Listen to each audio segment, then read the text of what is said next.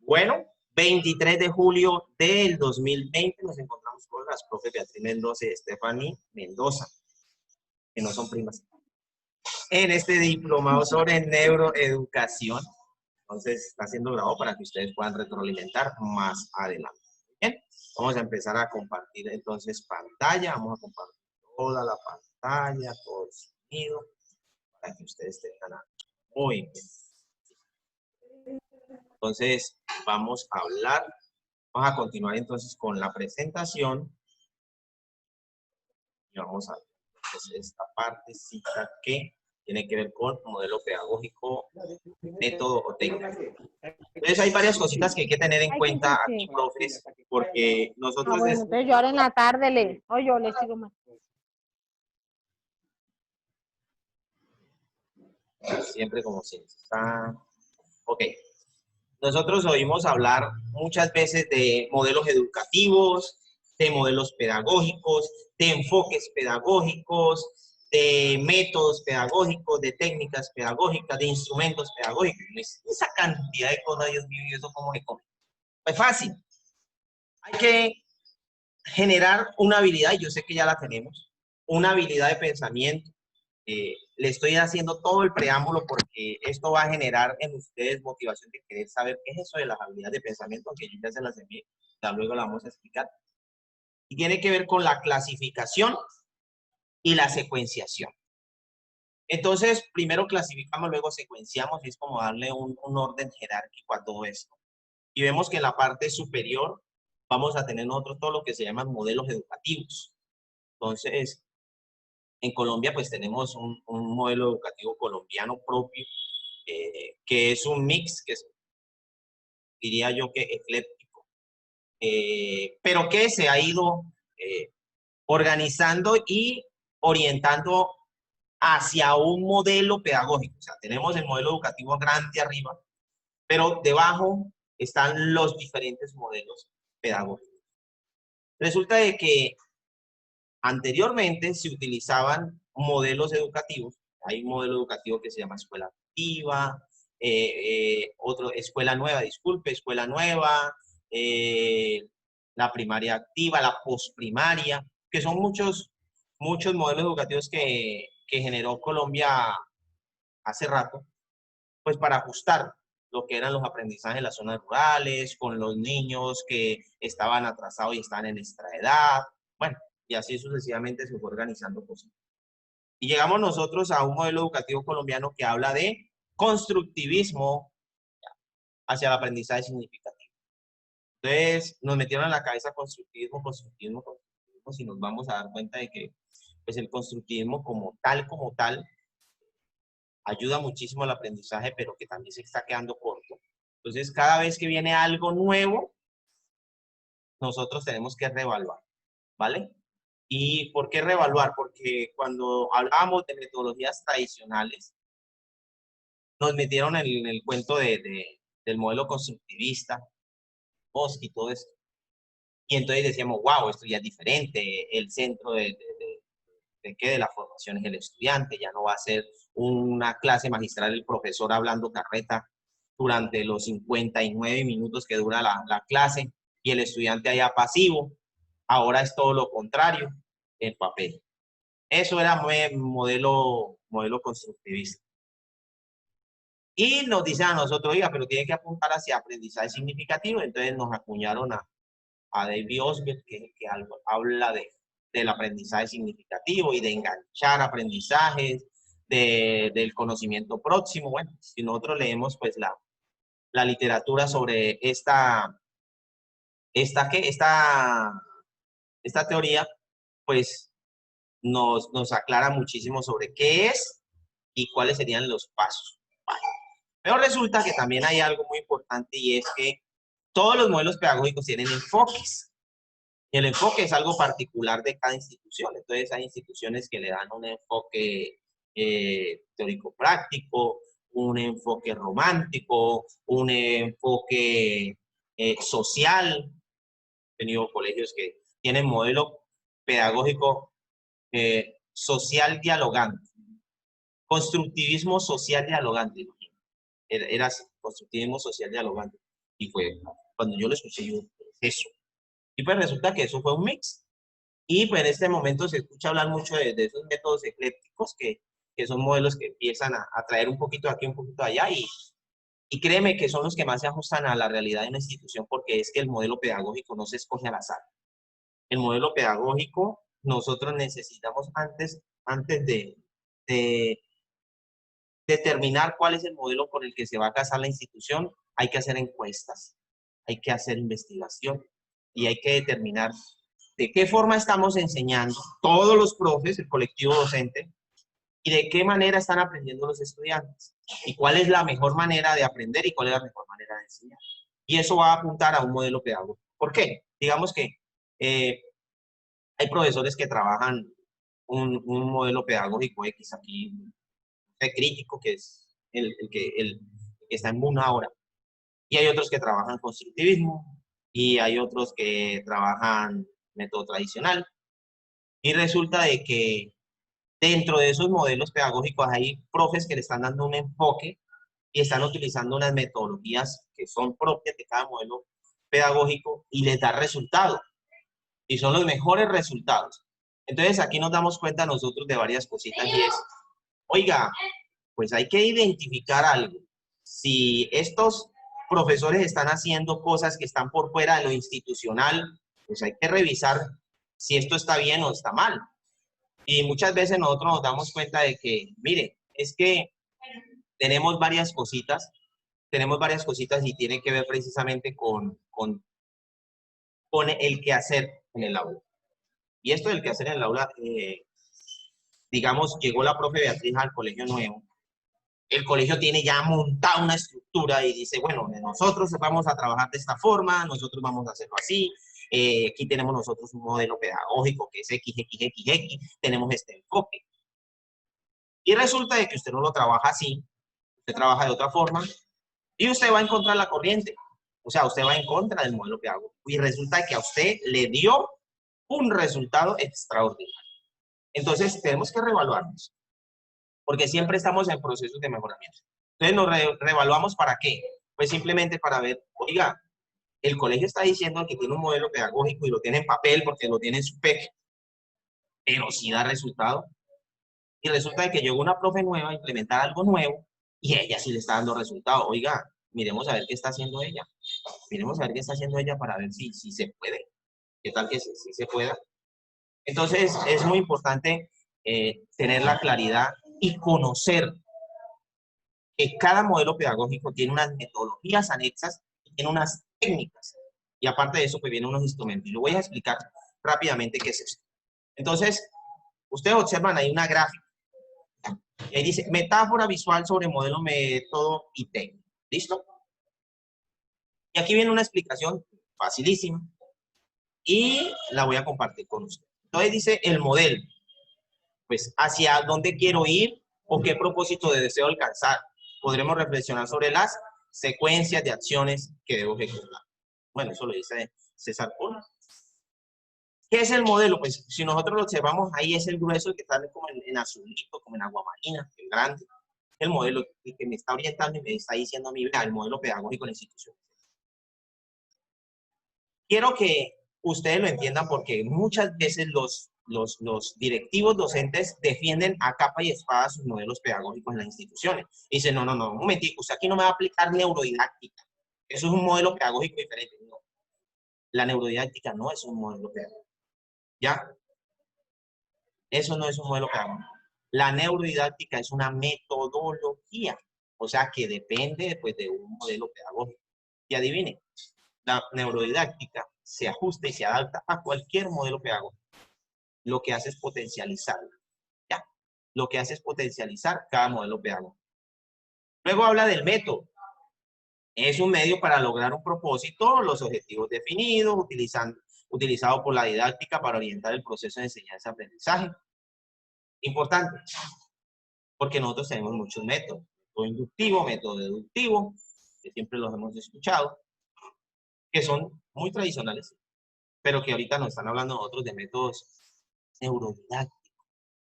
Entonces ya la neurodidáctica entra al aula como tal. porque ya la metodología es la que se ve, la metodología es la que siente el estudiante, la que vive el estudiante, la que interioriza el estudiante y la que exterioriza o proyecta el estudiante. Entonces, cuando un estudiante está proyectando información, conocimiento, aprendizaje, dependiendo de una metodología, uno puede decir, esta metodología es buena, esta metodología sirve o no sirve. Y en este caso, pues todos los resultados nos apuntan a que la neurodidáctica en este momento ha dado muchísimo a que el nivel de aprendizaje pues se incremente exponencialmente. Luego tenemos, a partir de ese método, tenemos pues las técnicas. Las técnicas son las que me dicen, oiga, ¿cómo se debe ejecutar la clase? Paso a paso.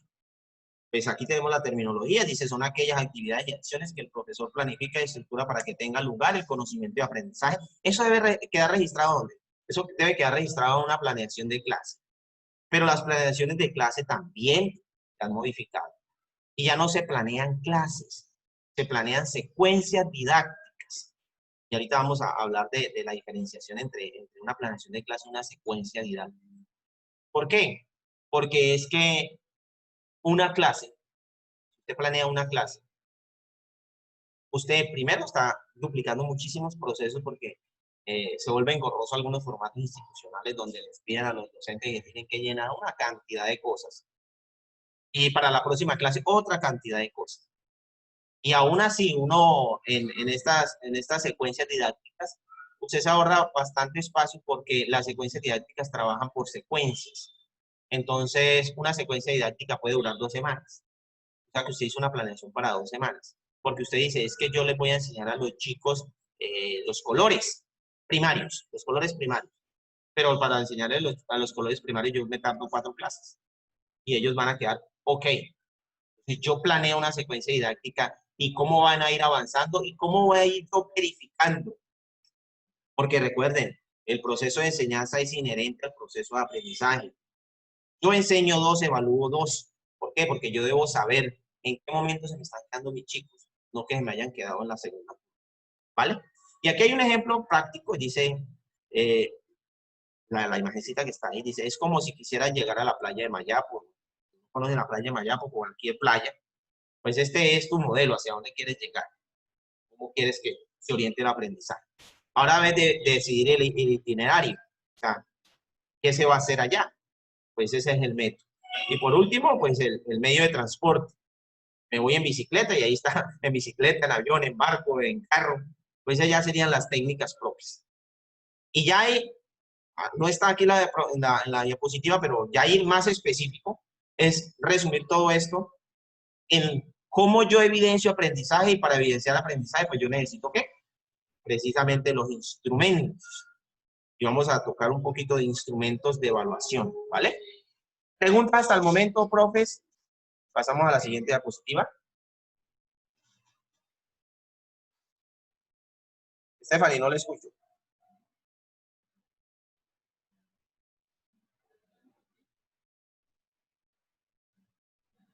No le escucho, Stephanie.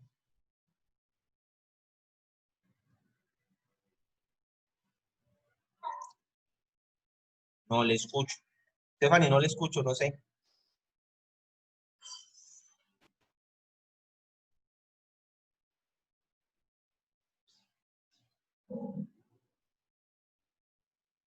Y otra vez el micrófono, Stephanie, a ver si de pronto se le escucha.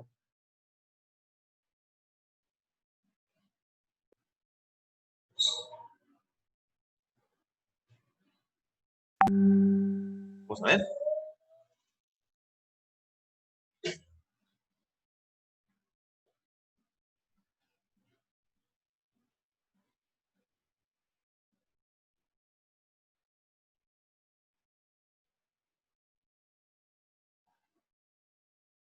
¿Me escucha? ¿Ustedes me escuchan de allá? Sí, Vamos yo estoy escuchando. ok. Bueno, listo. Yo pensé que estabas hablando. Entonces. No, listo. Vamos a darle seguimiento. Ya vamos a terminar eso y vamos a pasar entonces a la información que les... Vale. Y llegamos a algo muy importante que se llama esto, las rutinas de pensamiento. Esto ya es tocar niveles de metacognición y lo voy a hacer rápidamente porque es como saltarnos mucho hacia a lo que ya es aprendizaje superior o niveles de pensamiento superior. Vale, bueno, ahí está la infografía y habla pues que existen rutinas de pensamiento que nos ayudan a pensar, que ayudan a que el estudiante aprenda por sí mismo, o sea, que construya su propio conocimiento, eso es aprender. Y pues habla de aprendizaje constante, que hay que incentivar la curiosidad, que hay que digitalizar la información, o sea, que los estudiantes sepan de que la información no hay necesidad de tenerla aquí, sino que está en un repositorio, está en una base de datos que está en internet y que yo la puedo usar en cualquier momento, ¿ya? Pero debo saber para qué usarla y cómo usarla y de dónde encontrarla y cuál es la que me sirve. Hablar mucho de la inteligencia colectiva y eso es lo que yo les decía a ustedes en los procesos neurodidácticos. Es muy importante trabajar el aprendizaje colaborativo porque es que nosotros aprendemos más de pares, o sea, del compañero que del profesor. Cuando nosotros tenemos la oportunidad, de aprender de un compañero, créeme que el aprendizaje es más significativo. Y nosotros vamos a una institución y aprendemos más porque la profesora lanza una pregunta y yo no tengo ni idea. Y entonces yo se los pongo en este contexto. Usted va a una clase de francés. Usted entra a un salón de francés. Venga, chiquitito. Y resulta de que todos sus compañeros están ahí. Usted, algunos los conocerá, otros no los conocerá. Y la profe empieza a hablar en francés. Usted no sabe francés. Eso quiere decir que usted está en ceros. Pero si hay algún compañero que entienda un poco de francés, él va a empezar a explicar y a responder. Nos va a ayudar a la traducción.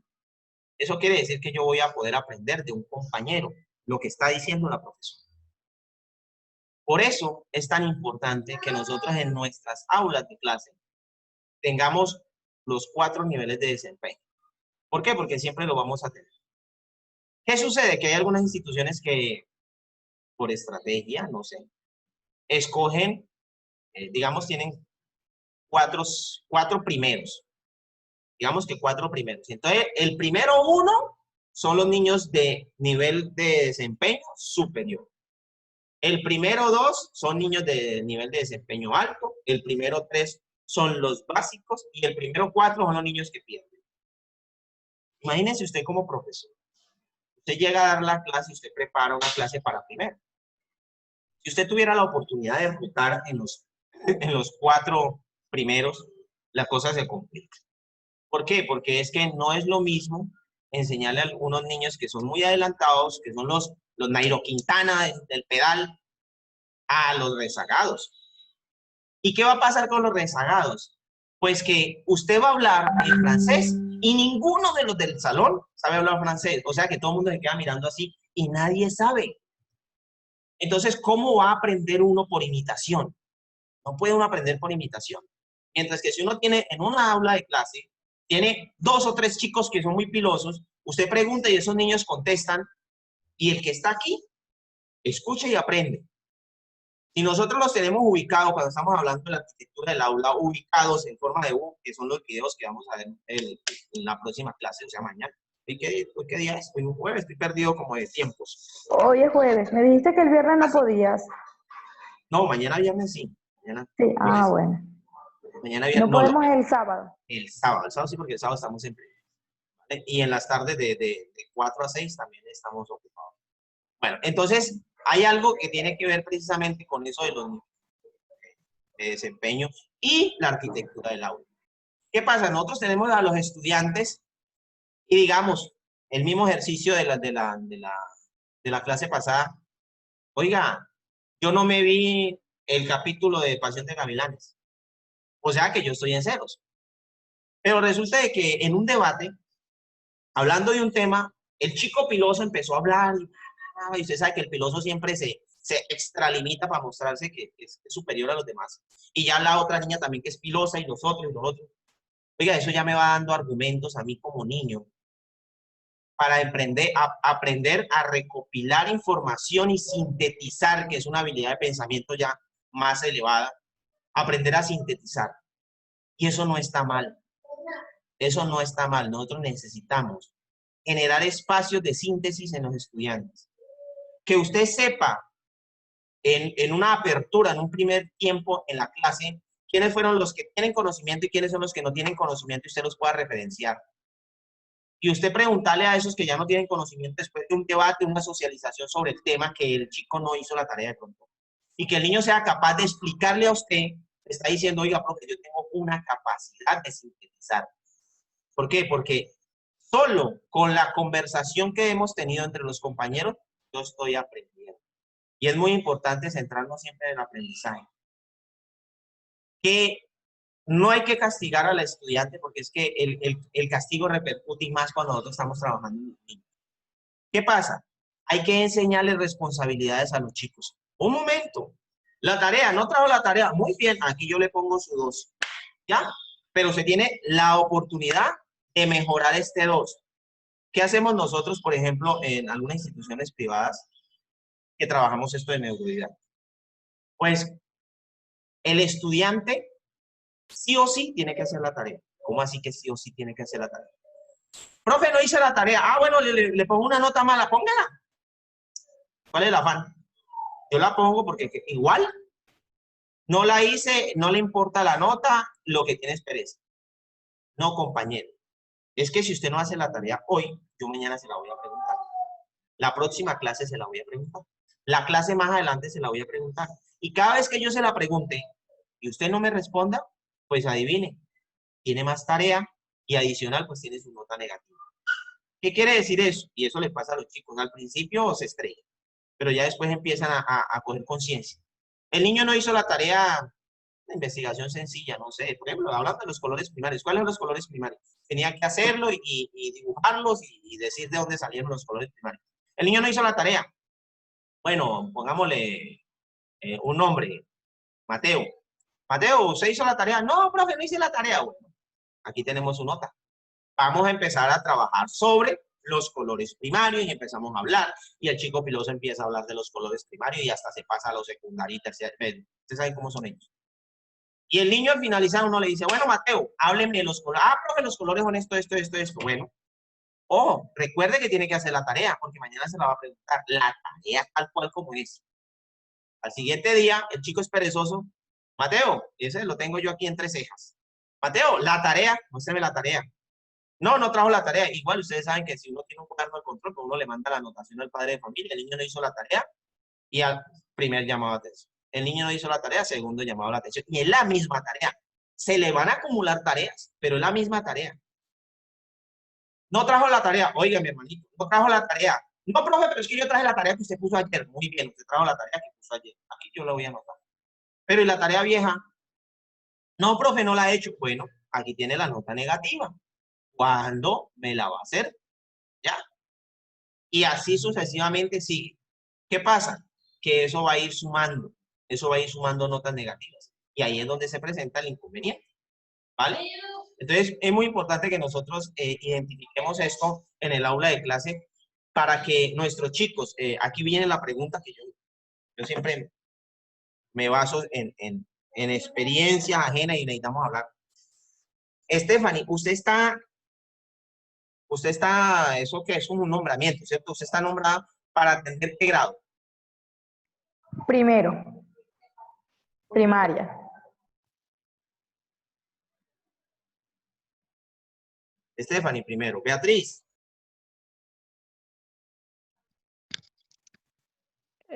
Bueno, yo trabajo en una institución privada en los niveles de preescolar.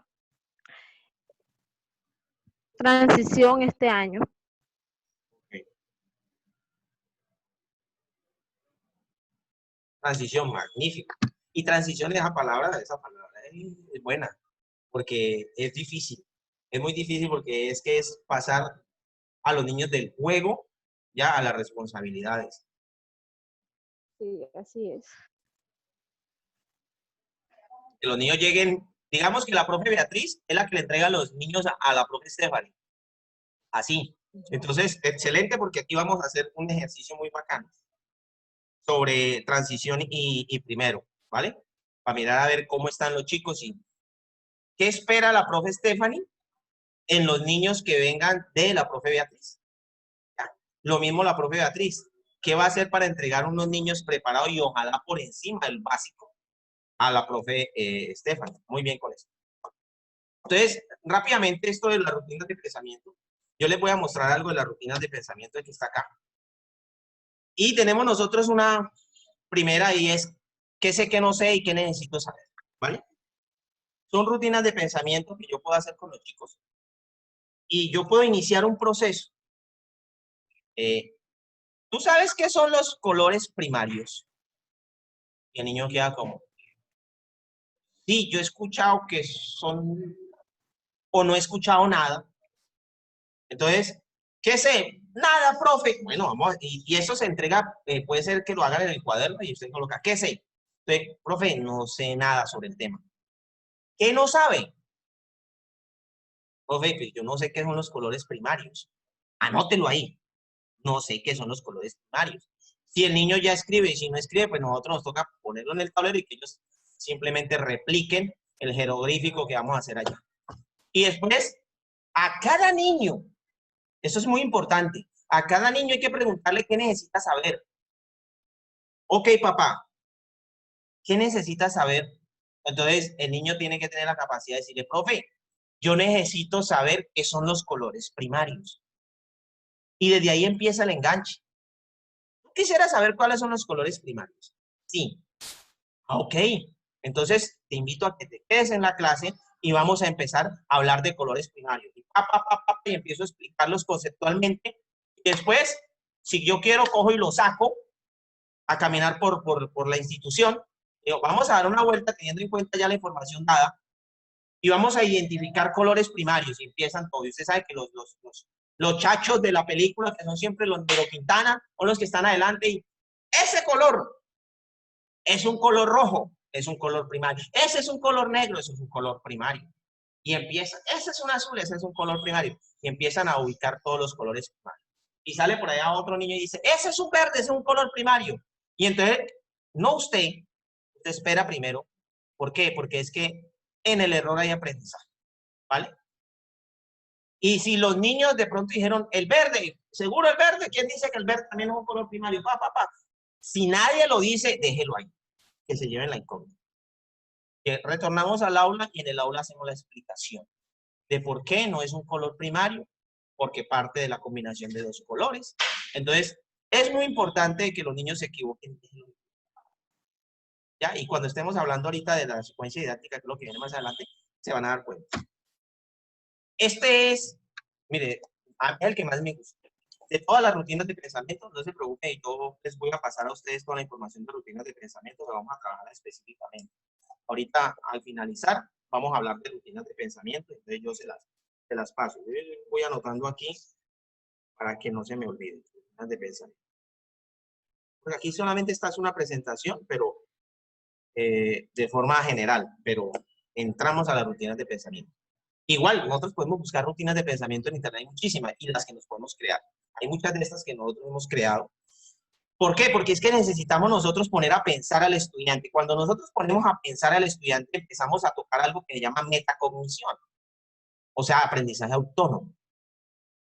Digamos aquí, las partes de la planta, algo sencillo, algo sencillo.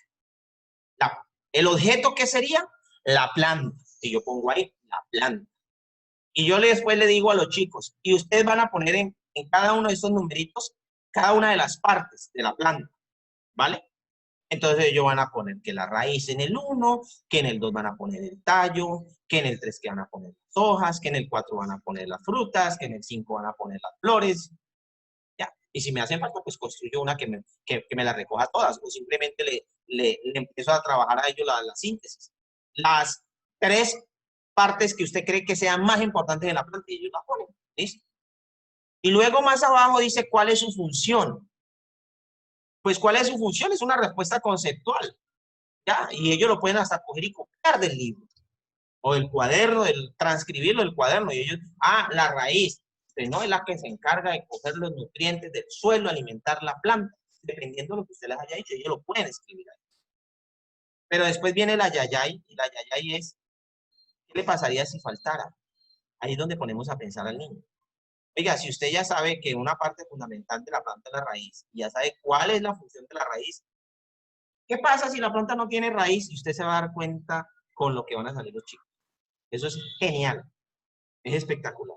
Y mientras más grandecito y mientras más controversia genere la rutina de pensamiento, mejor. Hay profesores que dicen, y yo tengo un pollo, y el pollo no tiene pico, el pollo no tiene boca. Entonces los estudiantes, ¿y cómo se alimenta? No sé, pero tiene la capacidad de vivir. Y hay unos que se inventan unas cosas y unos dicen, pues tendrá que comer por favor, profe, porque... Y todo eso lo piensan los niños, ¿por qué? Porque lo tienen en cuenta. Al pollo. Nació el pollito sin rabito, sin culito, enano.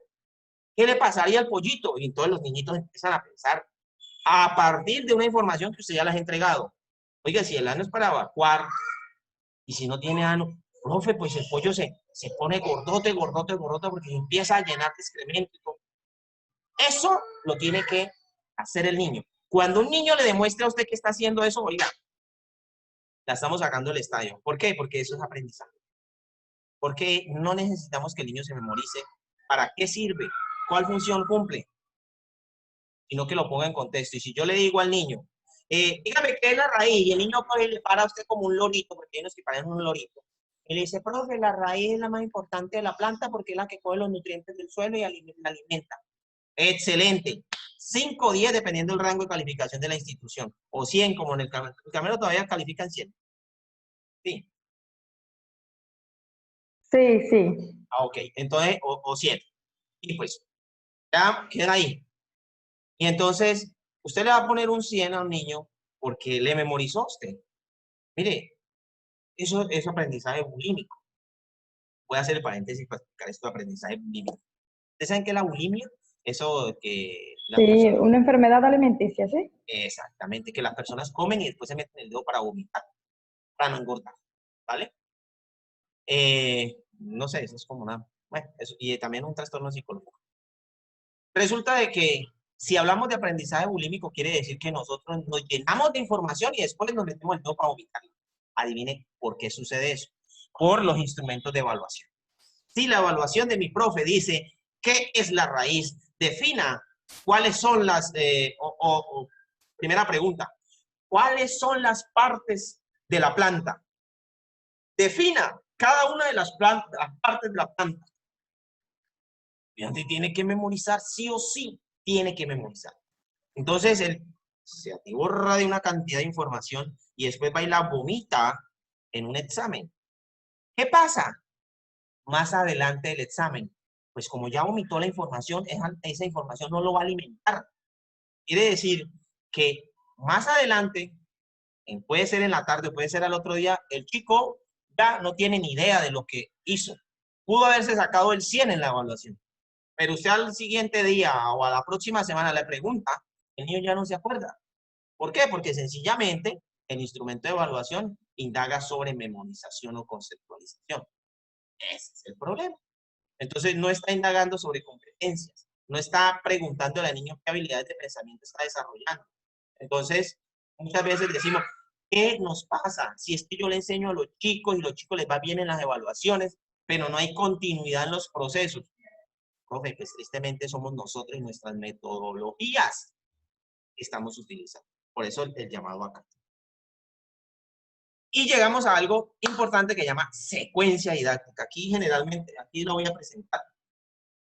Se han hecho, esto se hacen reestructuraciones dependiendo de la institución. Esto es una general que se hizo en el 2018, me parece que se hizo esta. Y tiene algo súper importante y lo vamos a ver.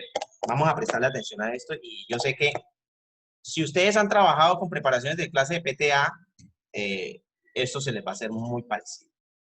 Y no quisimos cambiarle nombre ni nada de estas cosas, precisamente pues, como para que la secuencia fuera igual. Entonces, recuerde que eso también es aprendizaje significativo para los profesores. Partir de lo conocido hacia lo desconocido. Lo conocido es la preparación de clase de PTA y lo desconocido pues es esto. Entonces, hay que buscar cómo enganchar estos dos conocimientos para que no sean virajes de 180 grados y que el profesor quede como, wow, ¿y esto qué? ¿De dónde salió? ¿Y cómo lo hago? Y esto es muy difícil, etc. Ok, y ahorita les voy a mostrar una que trabajamos nosotros en el colegio privado donde yo coordino. Les voy a mostrar. Momentos, exploración, la primera parte, el inicio de la secuencia didáctica, no es el inicio de la clase, es el inicio de la secuencia didáctica. Pues hay etapas, la primera se llama motivación. Profes, si usted no genera motivación en la clase, va a perder los 50 o 60 minutos de carreta que usted va a dar. Lo va a perder. Le aseguro que el chico no va a tener la necesidad de querer aprenderlo. ¿Por qué? Porque es que no está motivado. Y ya hemos estado viendo nosotros todo lo de los neurotransmisores. Y nosotros necesitamos generar en el estudiante emoción. ¿Ya? La emoción, pues, nos genera bienestar a nosotros. Y si nosotros sorprendemos al estudiante, muchísimo mejor. Entonces, mire que la motivación dice, buscamos sorprender, impresionar. El, oh, ¿cómo los voy a enganchar? Colores primarios, y yo les traigo de pronto la bandera de Colombia. ¿Qué es esto? La bandera de Colombia. ¿Sabían ustedes que la bandera de Colombia tiene algo que se llaman colores primarios? ¿Sí, profe? Sí. ¿En serio? Sí. ¿Quieren saber qué es un color primario? Ay, sí, profe. ¿Y cómo podríamos hacer otras banderas a partir de los colores primarios? Sí, ya los enganché. Ya los enganché, ya los tengo enganchados y ya por ahí me les voy. Hay que enganchar al chico siempre con los conocimientos que se necesitan desarrollar durante una jornada. Hacía yo un ejemplo hace unos años en una institución. Se hizo una investigación en la institución. Pues nosotros, eso es lo que hacemos. Llegamos a la institución y se hace una investigación. ¿Cómo dice Beatriz? Ay, no, estaba viendo al bebé que se está estirando. Ay, no, lo estaba viendo que ya está acá despierta. Ah, ok. Qué pena, qué pena. Tranquila. Entonces, venga, yo le quito el siguiente para que no lo... Listo, ok. Entonces, hicimos la investigación porque se presentaba un inconveniente en 10 y en 11, y es que los estudiantes odiaban, literal, odiaban química, física y cálculo. Y eso no es raro, en las instituciones no es raro, pero es bueno hacer la investigación para saber por. Y el por qué era lo monótono, lo rutinario, lo arcaico, lo aburrido, decían los estudiantes, de cómo esos profesores les enseñan. Y entonces nosotros después hicimos una encuesta para buscar el grado de motivación de los estudiantes. ¿Qué los motiva a ellos? Eso fue 2017. Sí, eso fue como en el 2017. Sí, más o menos a veces. Y para ese entonces, no, bueno, yo creo que sí, estaba vivo todavía Martín Elías. Él, no sé cuándo fue que murió Martín Elías, pero todavía estaba vivo Martín Elías. Y Martín Elías El había... 14 de abril Ah, ¿y de qué año? de 2017, 14 de abril de 2017. Bueno, entonces todavía estaba vivo Martín Elías. Y resulta de que Martín Elías compró una camioneta, esas grandotas, ¿cómo es que llaman? Una Lexus. Una camioneta Lexus. Y todos los pelados hablaban de la camioneta Lexus que costaba 600 millones que había comprado Martín Elías, y todo el mundo hablaba de eso. Oye, esa era la motivación. Todo el mundo hablaba de la Lexus, y eso tenían en los celulares hasta de fondo de pantalla la camioneta, mejor dicho. Todo el mundo volvió experto en Lexus.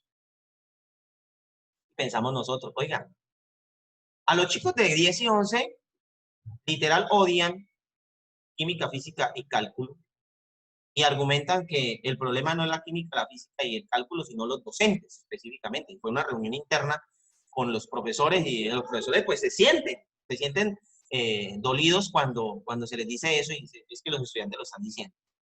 Y ellos dicen es que son monótonos, son arcaicos, son aburridos. O sea, inventarnos algo. ¿Cómo los vamos a enganchar? Resulta de que a ellos les gustan las camionetas, a ellos les gusta la Lexus. No sé cuál era la referencia a la Lexus, costaba 600 millones en ese entonces. La tiene Martín Elías, etc.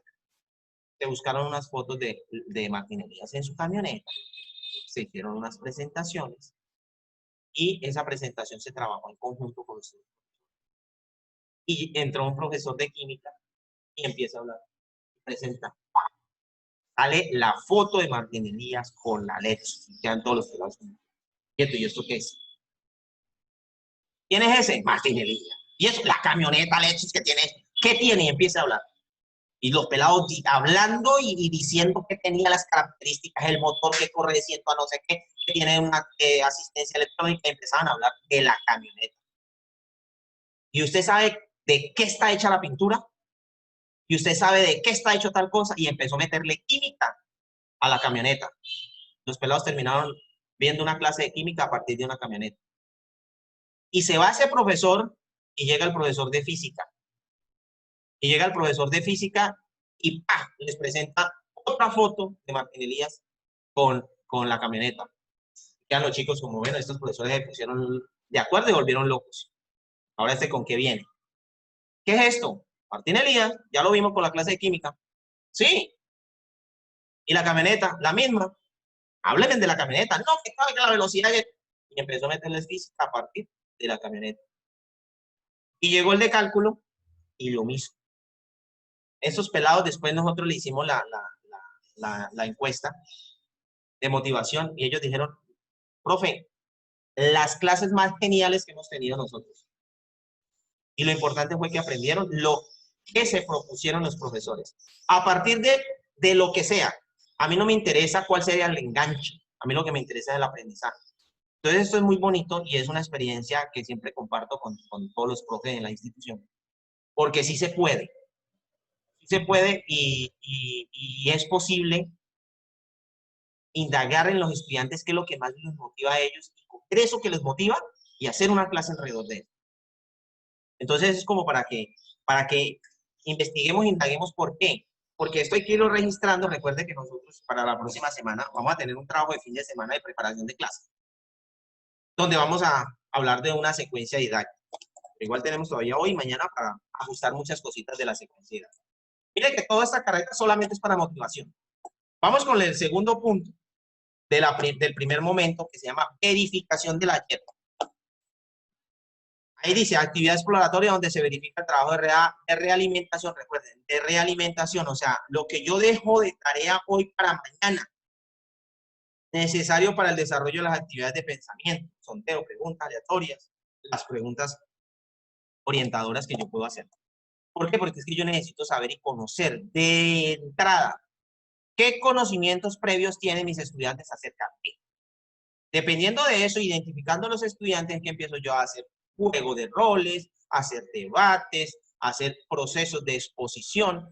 ¿Por qué? Porque es que yo debo acercarme a algo y es la expresión oral y escrita.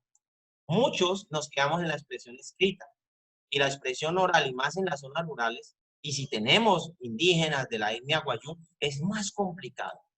Porque ese niño es más cerradito y atrancadito. Ese niño no le gusta exteriorizar, no son introspectivos. El problema de ellos es que no exteriorizan lo que ellos sienten. Entonces son niños que prefieren quedarse callados, que le escriben a usted todo lo que quiera, pero que ellos no se van a parar a explicarle a los compañeros. Si nosotros generamos rutina en ellos, compañeritos, bueno, la tarea, listo. Vamos a hacer una mesa redonda y vamos a empezar a socializar la tarea. Fulanito, ¿tú qué hiciste? Tal cosa. ¿Tú qué hiciste? No sé qué. ¿Tú crees que está bien? Y empezamos. Y ellos se van a acostumbrar a que la tarea hay que socializarla. Siempre la tarea hay que socializarla. ¿Por qué? Porque es que la tarea la necesito obligatoriamente para hacer mi clase de hoy. Ese es el problema con la clase tradicional, que la tarea usted no la pregunta porque es una clase de atrás. ¿De qué me sirve si el tema de hoy es nuevo? Usted no va a utilizar la tarea. Entonces el niño simplemente lleva el cuaderno como por cumplir con un requisito, y usted le pone una nota. Y ya, al estudiante no le... O sea, ¿qué beneficio tiene hacer una tarea para el niño? Retroalimentar. Pero es que usted hoy, la clase de hoy, usted no la está utilizando. Y nosotros necesitamos utilizar. Siempre la tarea tiene que ir hacia adelante, hacia adelante. Hoy vamos a trabajar algo. ¿Ya saben ustedes qué son los colores primarios? Ok, listo. Entonces, la tarea tiene que ver con los colores secundarios. Y tenemos una imagen, y usted les puede poner, no sé, algo, una imagen que ellos conozcan, un dibujo que ellos conozcan. Identifique dentro de ese dibujo cuáles son los colores primarios, recordando lo anterior, y los secundarios. chico llega a la casa, preguntará, algunos le ayudarán y le dirán, mire, esto es lo secundario y todo eso. A la siguiente clase, usted impresiona con el dibujo y dice, mire, este dibujo tiene esto, tiene aquello, quisiera aprender, listo. Ahora, ok, vamos, Julanito. ¿Qué colores secundarios encontraste? Esto. ¿Qué es un color secundario para ti? Si se equivoca, déjelo que ellos se están equivocando y ellos hablan. Y después empiezas tú con la clase y en las clases empiezas a hacer énfasis en las correcciones de los errores que tuvieron los chicos. Como por ejemplo María. María dijo al inicio de la clase que un color secundario era el blanco. ¿Por qué? Porque de pronto a la profesora se le pasó a anotarlos en los colores primarios y la profesora no lo puso. Entonces hay que ver con qué colores puedo yo combinar para sacar un color blanco. Entonces los niños empiezan como a pensar. Y si hay forma de hacerlo, magnífico. Si tenemos témperas y eso, vamos a hacerlo. Entonces todo eso hay que pensarlo. ¿Para qué? Para que la tarea me sirva a mí siempre para mi clase. Siempre que yo deje una tarea, me tiene que servir para la clase. Si no, no está sirviendo. Estamos nosotros ¿en qué? En metodologías anticuadas. Tenemos que saber que estamos en el 2020. Ya estamos hablando de revolución educativa y una cantidad de cosas. No nos podemos quedar atrás. ¿Ya? ¿Y quién quita que el día de mañana ustedes sean seleccionadas para el premio compartido al maestro porque ustedes están haciendo cosas descabelladas? Quien hace cosas diferentes, quien se convierte en un elemento escaso, es el que está llamado a sobresalir. Y es lo que siempre le dicen a todo profesional y nos dicen a nosotros, y yo les estoy compartiendo a ustedes. Conviértase en un elemento escaso. Si usted es un elemento escaso, a usted lo van a tener en cuenta. Pero si usted es una persona que hace lo mismo que hace todo el mundo, usted es una más del montón. ¿Ya? Yo creo que ustedes están aquí no para ser una más del montón. Muy bien. Entonces, mire que ya hablamos del punto 2 del primer momento. Y vamos con la etapa 1 del momento 2, estructuración. Vienen las actividades de pensamiento. Mire que esto es lo más grueso que tenemos nosotros. Dice, estrategia metodológica diseñada para que el estudiante construya su propio conocimiento. Aquí es donde se aplican específicamente las metodologías neurodidácticas. Aquí es donde yo puedo trabajar juego de roles. Si yo veo de que mis estudiantes, yo puse la tarea de colores secundarios y los colores secundarios mis chicos no lo hicieron. Solamente fueron como 4 y 5. Bueno, esos 4 y 5 van a ser cabeza de grupos, van a ser los líderes. Ustedes qué van a exponer, porque siempre, ya van a ver ustedes en demostración, siempre hay que hacer transferencia de conocimiento. ¿Qué es transferencia de conocimiento? ¿Qué sé yo y qué le aporto al grupo? ¿Qué sabes tú y qué le aporta al grupo? ¿Qué sabes tú y qué le aporta al grupo? Y todo eso que se acumula aquí se regresa al grupo. Eso quiere decir que si yo sé de 1 a 10, 7, y usted sabe 2, y usted 5, y usted, cada uno va a aportar y vamos a llegar al 100. Siempre vamos a llegar al 100. Pero cuando nosotros empezamos a hablar de individualidades y trabajar y calificar y enseñar individualmente, van a ver que el estudiante que es piloso, que nació con su capacidad cerebral genial, es el que va a estar siempre de primero, pero y el niño que necesita entrenamiento, ¿qué? Va a quedar ahí. Entonces, necesitamos que el niño que es genial ayude a entrenar al niño que necesita el entrenamiento y vamos a sufrir todos. Entonces, dentro de esas estrategias metodológicas, vamos hablando más adelante, ahí es donde se va a empezar a trabajar juegos de roles como tal, el debate, la exposición, pero no el tipo de exposición que ustedes conocen. No sé si de pronto ya conozcan cómo son las exposiciones neurodidácticas, pero le voy a hacer un paréntesis sencillo. La pirámide de aprendizaje de Gardner, que no se las entiende. La pirámide de aprendizaje de Gardner habla precisamente de que nosotros necesitamos transmitir conocimiento para que el conocimiento nos quede. Y ahí es donde sale una metodología que nosotros creamos que se llama Enseñando Aprendo. Y Enseñando Aprendo lo investigamos hace ya rato y tiene que ver precisamente con el cómo es posible que un docente se vuelva maestro. Y la pregunta, docente, maestro, es como sinónimo, sí. Para algunas personas serán sinónimos, pero maestro es, para nosotros, pues es como un escalón más grande que ser docente, ¿vale? ¿Por qué se vuelve uno maestro? Porque es que no necesariamente, no sé si nosotros de pronto leemos la literatura, vemos que los maestros son aquellas personas que tenían mucho conocimiento, ¿ya? Y por eso se les daba el reconocimiento de maestros, porque ¿qué? Eran muy pensantes, muy, no solamente filosóficos, sino que tenían un conocimiento tan amplio sobre lo que fuera, que esas personas, pues todo lo que transmitían era ¿qué? Era la palabra, bueno, era eso. Y entonces nosotros decimos, ¿cómo es posible que el docente inicie sus clases la primera vez que tuvo la oportunidad de pararse frente a los estudiantes? Digamos, la profe Stephanie. Pues vamos a poner, profe Stephanie, ¿hace cuántos años usted da clase? Hace ya 7 años. 7 años, muy bien. ¿Y la profe Beatriz? El mismo tiempo, hace 7 años. Ok. Entonces, imagínense ustedes, hagan retrospectiva. Y vámonos, como si fuera una consulta psicológica, y vámonos a 7 años atrás, estamos en el 2013. Y vámonos a 2013, cuando le dijeron, Stephanie, hay una chambita, hay un trabajito para ser profesora. Y usted, hágale, yo me le mido. Tengo experiencia de la universidad, tengo experiencia de las prácticas, pero tenía yo a un profesor al lado y yo simplemente era de observador, de ayudante, haciendo práctica. Ahora me toca a mí solita enfrentarme a los chicos. ¿Qué voy a hacer? Y usted llega y se para la primera clase frente a los estudiantes. Yo sé que los 2 o 3 días antes no durmieron preparando una cantidad y cómo voy a hacer y qué voy a hacer y pensando en cómo fueron sus experiencias de aprendizaje, cómo le enseñaban los profesores, cuáles estrategias les enseñaron, qué vio usted en su práctica, etc. Y resulta que usted dio su clase. Al siguiente año, usted ya tiene la experiencia adquirida de ese primer año y usted mejora el proceso. Al siguiente año, ya va mejorando los procesos. Eso es lo normal. Hay personas que nunca mejoran el proceso, por eso no tienen años de experiencia, ¿ya?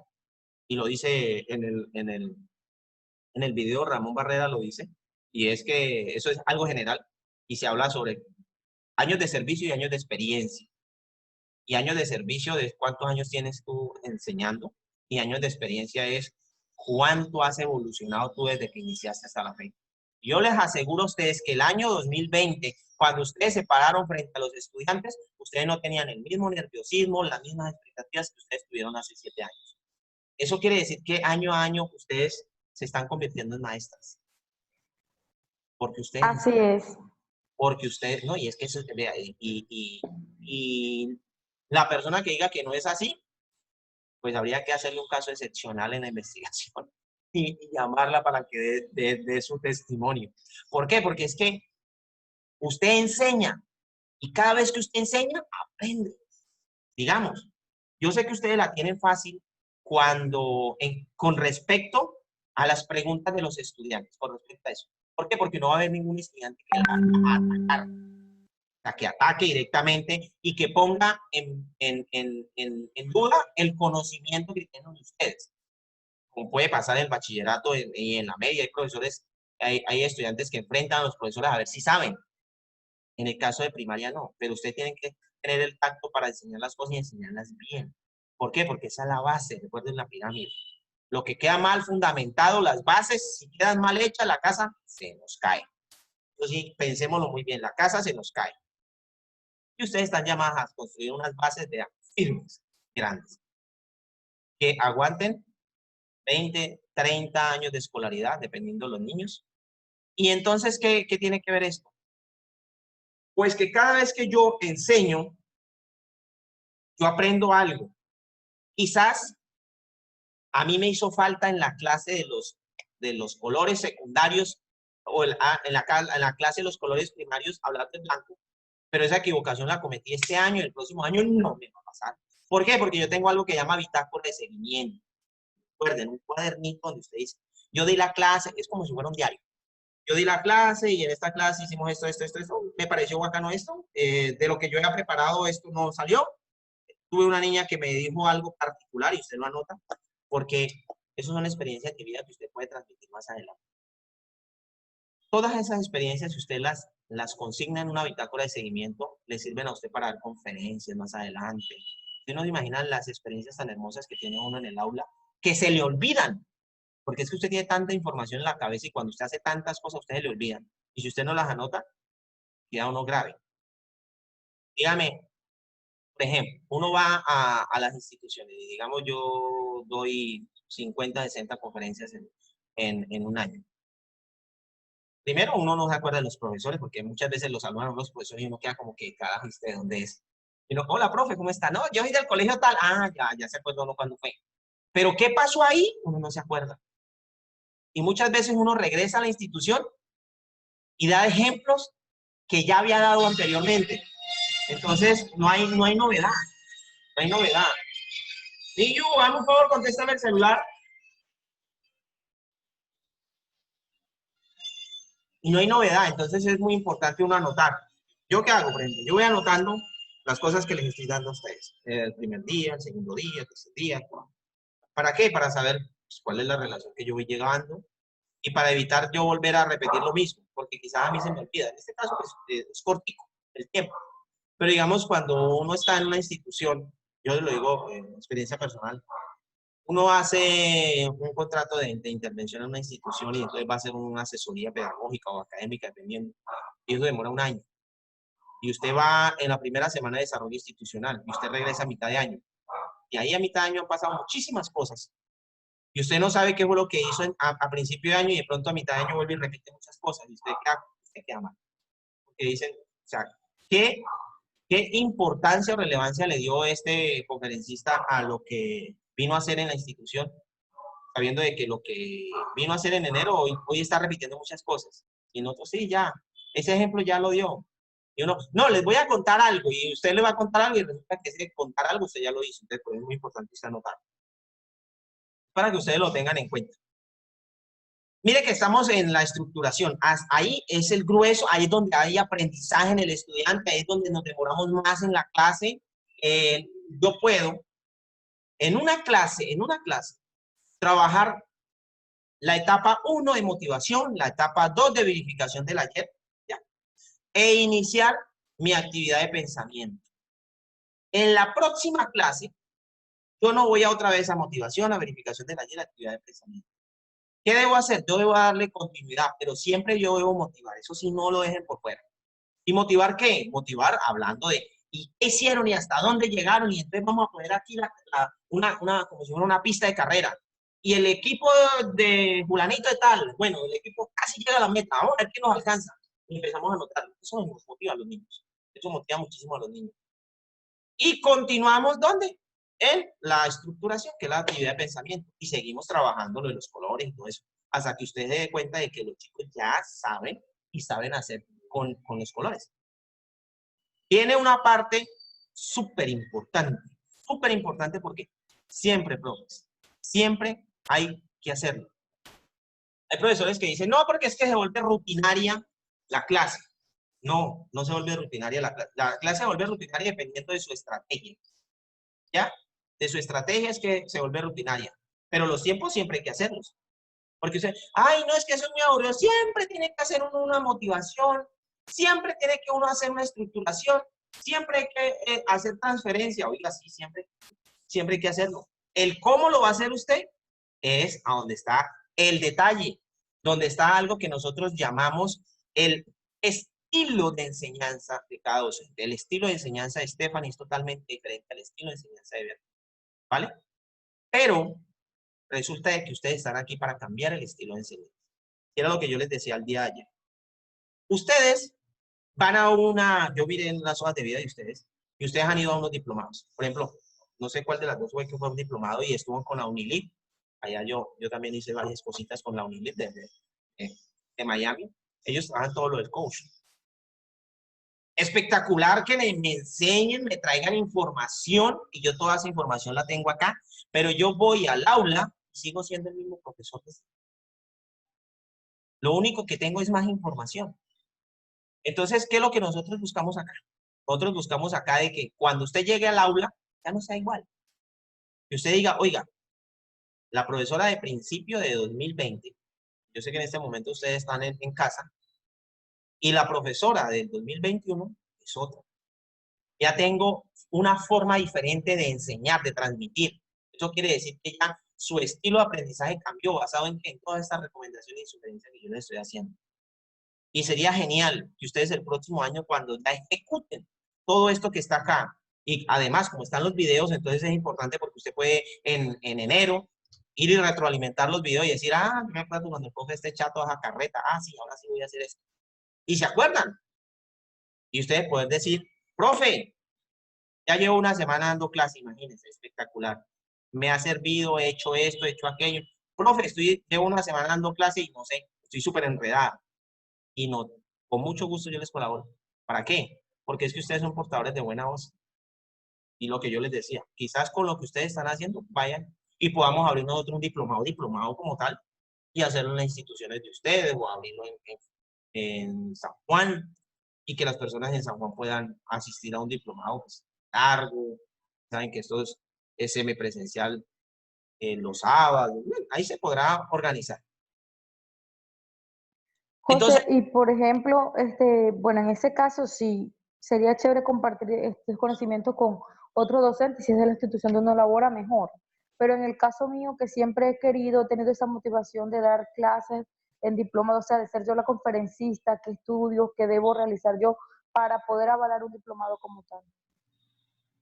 no. Hay algo y tiene que ver precisamente pues, con la experiencia. Usted no tiene que certificarse en nada, o sea, certificarse en nada porque lo que habla en los diplomados, lo que habla es la experiencia que tenga el docente, ¿ya? La certificación como tal que entrega, pues, debe ser por una empresa que sea reconocida, que trabaje y que, pues, que tenga permisos para ejercer la educación formal o no formal. En este caso sería educación no formal, ya, eso sería, ¿vale? Pero también puede ser avalada por una institución. Digamos, el ejemplo. Nosotros somos una empresa, el grupo educativo Fundadores, pues tiene es un grupo educativo, pues tiene algo que se llama el Instituto Politécnico Fundadores, tiene una unión temporal que se llama Fundadores, y hay otras empresas anexas que trabajan con nosotros. Entonces, ¿nosotros qué hacemos? Digamos, usted tiene unas experiencias de vida específicas para primaria, para primero, y usted dice, profe, pues para organizar eso un diplomado, pues queda cortico. Pero sí para un curso, sí. Para un curso sí podría hacerse. Entonces usted dice, vea, yo tengo un curso de 40 horas, de 50 horas en estrategias didácticas para la enseñanza de ¿qué? De la lectura. Entonces, nosotros le pasamos un formato, usted lo diligencia, usted nos lo envía, nosotros lo pautamos, lo vendemos, ¿ya? Y la conferencista es usted. Entonces, la que va usted. Quien se gana la plática, pues es usted. Va a aparecer pues el certificado de la empresa, no sé qué, y aparece conferencista, pues Stephanie Mendoza.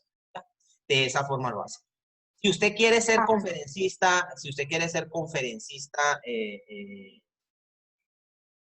solita, individual y todo eso, usted se puede afiliar. Hay unos, pero eso ya son motivacionales, que yo conozca así, son motivacionales. Hay un conferencista internacional muy bueno y usted tiene que hacer los cursos con ellos, un poquito costoso, pero ellos le dan a usted una certificación. Y todas las conferencias que usted haga, usted paga una parte, porque por cada certificado ellos le cobran. Ellos le van a cobrar a usted por cada certificado, pero usted puede volverse conferencista internacional, una certificación internacional de Maswell. Yo sé que el apellido Maswell. Yo tengo por ahí la información, que me llegó la información de ellos. Entonces, uno lo puede hacer, uno puede hacerse a eso. Muy bueno. importante y recomendaciones a ustedes. Busquen todo lo que sean certificaciones internacionales. Eso suma muchísimo, muchísimo a la hoja de vida. Certificaciones internacionales. Yo les digo algo, por ejemplo. Eh, hay una certificación internacional, se llama Flip Classroom, la Global Initiative, es como la empresa, es norteamericana, es dirigida por John Bergan, el apellido es chistoso, pero es así. Él es el creador él es el creador de la metodología inversa del Flip Classroom, lo que es el ¿Qué aula clase? inversa. El Flip Classroom es el aula inversa, él es el creador de eso, uno hace los diplomados con ellos. Usted puede hacer los diplomados básicos del nivel 1, el nivel 2, y después pasa a formador de formadores, ¿ya? Cuando usted tiene la información. Está costando como $300 cada formación con ellos. Es pues, digital, totalmente digital. La ventaja es que ya está en español. Anteriormente, pues la primera que nosotros hicimos, nos tocó traducir muchas cosas porque el inglés no es muy bueno, entonces tocó traducir muchas cosas. Pero es buenísimo. Usted tiene una certificación en Flip Classroom, es bueno porque usted tiene algo que lo respalda, pero aparte de que algo lo respalda en esto que estamos haciendo nosotros, usted no busca el título de la persona, ¿ya? Usted busca la experiencia que tenga la persona. Porque, ¿de qué sirve yo decirles a ustedes? No, es que yo tengo un doctorado en educación de la Universidad de Baja California. Mire que yo les voy a dar una información y usted se genera una expectativa Claro. y usted dice, wow. Cuando él habla, usted queda como que, imagínate, ¿qué Sí, tal? sí. ¿Y qué tal que no tuviera el doctorado? ¿Qué tal que no tuviera? Sí, entonces ahí es donde vienen las cosas. Y yo ahorita, no sé si ustedes me ven ahí, yo ahorita tengo, pues, más bien. Pero hace unos años a mí profesores me salían del auditorio. ¿Por qué? Porque decían que era un peladito iba a enseñar. Que yo que les iba a enseñar a ellos, y ellos tenían 35 años enseñando en un aula. Yo les decía, regáleme 10 minutos, yo les explico. Regáleme, si yo estoy aquí es por algo. Si me contrataron es por algo, espérenme, déjenme, ¿ya?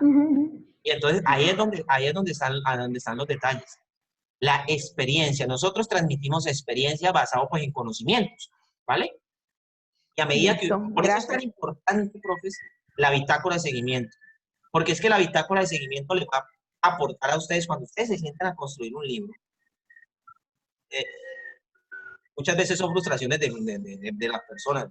Tengo 3 libros por ahí así de a poquitos y algún día van a terminarse. Pero, pero es eso. Cada vez que le va sumando usted experiencia a su vida, usted dice, este es un capítulo nuevo para un libro. Usted puede crear un libro más adelante, pero los libros se construyen basado en algo registrado. Entonces, si usted registra y usted puede decir por allá, y puede ser poético, por allá en el año 2020, cuando la pandemia nos atacaba, y desde mi aula, improvisada en la sala de mi casa, yo pensaba, y usted puede redactar, y eso se le va, y eso va a quedar genial, y usted, profe, Va sacamos un bien, bien. libro, ¿ya? Y genial. Y así, uno compra libros de gente y usted lo lee y usted se da cuenta de que usted lo que está sintetizando es la vida de una persona en un libro. Porque muchas veces uno compra un libro y uno no compra un libro para recibir información conceptual porque para eso está en Google. Uno busca un libro para ver qué experiencia ha tenido esta persona. ¿Ya? Se está levantando la mano. Venga, yo le la bajo porque lo chupo. Es- No, esa herramienta, la bitácora de seguimiento es como una herramienta, ¿verdad? Es algo que me ha llamado mucho la atención y voy a empezar a implementarlo en mis prácticas pedagógicas, porque me ha gustado mucho eso de la bitácora de seguimiento. Es que es muy importante tener usted esa, el registro diario, como un rutero, como, no sé, usted lo puede llamar como se llama, pues técnicamente se llama bitácora de seguimiento. Pues una bitácora, no sé si ustedes han visto las películas, siempre a veces graban o a veces escriben y dicen, bitácora del capitán. Hoy tal, estábamos a tantos grados, no sé qué, las olas son muy grandes, vamos a naufragar. Eso son las bitácoras, eso es como un diario que se va registrando. Y es muy importante porque ahí usted anota esas cosas extraordinarias que pasaron y sucedieron un día. Y le sirve a uno muchísimo, porque usted retrocede en el tiempo y usted se da cuenta qué fue lo que pasó y fecha exacta y todo lo que pasó. Y usted va llenando cuadernos. Yo soy uno que tengo estos cuadernos así grandes y yo voy llenando cuadernos. Tengo un desorden horrible, pero resalto con resaltador algunas cosas importantes y yo digo, aquí voy a prestar atención. y uno sabe en qué fecha hizo algo, cuándo fue, qué pasó, todo eso. Y los registros. Claro, sí. Los registros, en este momento nosotros nos ayuda mucho la tecnología. La tecnología nos ayuda bastante. ¿Por qué? Porque es que si usted lo quiere, lo escribe, y si no, desde el celular, usted escribe un correo electrónico. Yo tengo varios correos electrónicos, entonces yo me envío de mí para mí. Entonces yo le digo, hola, Ibai, ¿cómo estás? Te voy a escribir algo. Le escribo. Entonces, escribo algo y lo envío, y entonces yo ya sé que está ahí, que eso no va a perder nunca. Ahí está la información. Y entonces, y es más fácil porque usted, en un cuaderno, yo a veces me demoro una hora, yo sé que yo la tengo en el cuaderno. No sé si en el cuaderno verde o en el verde más clarito, pero ahí lo tengo. Y empieza uno hoja por hoja. Mientras que si usted lo digita y lo tiene en una base de datos, usted simplemente coloca ahí. Y usted coloca Beatriz Mendoza. Yo qué fue lo que dije a Beatriz Mendoza. Entonces yo coloco Beatriz Mendoza y ahí me aparece toda la información. Y digo, ah, era esta. Y ahí la saca uno más fácil. Y eso nos ayuda. La bitácora de seguimiento nos va a ayudar muchísimo. Porque abajo, en el punto 6, tenemos nosotros algo que tiene que ver precisamente con las observaciones. Esas observaciones es la bitácora de seguimiento, ¿vale? Es la bitácora de seguimiento. Algo importante. Esto que está aquí no quiere decir que el formato sea así, ¿ya? O sea, la forma es lo de menos. Usted puede tener eso en un cuaderno. La planeación suya la puede tener en un cuaderno. La quiere hacer por dibujito, la quiere cambiar. O sea, la estructura como tal de la tabla es lo de menos. Lo importante es el contenido, ¿vale? Eso es como para tenerlo claro ahí. Igual ustedes van a llegar a instituciones y Ok. en el Carmelo tendrán su modelo de planeación de clase, la profe Stephanie en su colegio tendrá su modelo de planeación de clase, y uno empieza como por los laditos a empezar a planear apuntando a esto, y se va a dar cuenta que las cosas van cambiando. Mire que hemos dado mucha carreta y no hemos llegado a demostración. ¿Qué pasa? Uy, ¿qué pasó ahí? Esta era la última parte, sí. Demostración. ¿Qué pasa en demostración? Mire, demostración, el estudiante socializa. Se debe generar un debate de lo aprendido durante la actividad de pensamiento, o sea, de lo que se hizo. ¿Por qué? Imaginémonos el escenario, salón, 30 estudiantes, y tenemos grupos de 4 personas, y tenemos varios grupos. Entonces tenemos nosotros un grupo acá, otro grupo acá, otro grupo acá. Cada uno hizo algo referente a los colores secundarios basados en las instrucciones que yo di. Pero cada uno hizo y saben dentro de su grupo, pero el grupo de aquí no tiene ni idea qué fue lo que hizo eso. ¿Qué hacemos en demostración? En demostración generamos un espacio para generar debate y empezamos a hablar. ¿Ustedes qué hicieron? Y resulta de que en el juego de roles hay unos que son los que tienen que hablar. Y nosotros tenemos que empezar a rotar a esos niños. Por eso en nuestra bitácora ponemos este día los que expusieron o los que hablaron fueron fulano y los anoto. ¿Para qué? Para no repetir entre los mismos. ¿Vale? Porque es que yo necesito empezar a rotarlos a ellos para que todos se expresen y pierdan el miedo a hablar. Porque no sé si les ha pasado con los otros profes, niños que llegan a bachillerato y no saben exponer. Y, bueno, no saben exponer porque les da miedo hablar. Ya no es por la técnica de la exposición, sino porque les da pena hablar. Eso es uno de los inconvenientes. No hacen una presentación porque les da pena. Siempre es por eso. Pero cuando un niño está enseñado que todos los días tiene que hablar, usted lo para frente a los compañeros y vamos a cantar, le da lo mismo. Se los digo por experiencia porque en las instituciones que trabajamos con neurodidáctica hace muchos años, los niños son así. Usted llega y dijo, parece un lorito, usted tiene que decirle calle. Eso parece un lorito porque todos lo saben, todos lo preguntan, y esto por qué, y esto para qué, y esto no sé qué, y el otro le contesta, y es genial usted ver una institución así. Que es bueno, que ustedes van a llegar como un elemento escaso a una institución, y que a partir de sus buenas prácticas y sus buenos resultados van a haber muchos docentes que van a querer imitar eso, ¿vale? Y ahí están ustedes. Y ustedes le pueden decir, venga para acá, yo les enseño, y empieza usted a trabajar esto. Muy bien. Mira que en demostración ya tenemos los grupitos, entonces usted dice, venga, el grupito A, ¿qué hicieron ustedes? Explíquenle a los compañeros qué fue lo que hicieron. Y ellos empiezan, nosotros hicimos esto, nosotros hicimos, pero yo estoy viendo acá tal cosa. ¿Ustedes qué hicieron? Tal cosa. ¿Ustedes creen que lo que yo hizo está bien? ¿Será? Y usted hace la cara como que. Entonces los niños le miran a usted el gesto y dicen, eso está malo. No, profe, ¿por qué? O sea, genere debate. Genere debate. Cuando los niños empiezan a debatir, no, sí, yo estoy bien porque es el verde sí, el verde sí. Es una confusión. El verde no es primario, el verde no tiene que coger azul y amarillo. Y ahí es donde usted dice, oiga, los niños están aprendiendo. ¿vale?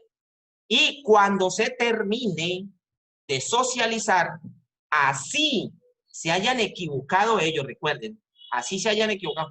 Que el niño dice que es que el verde es un color primario. No, no, no, no, no, el verde no es un color primario. No, no lo haga, profe.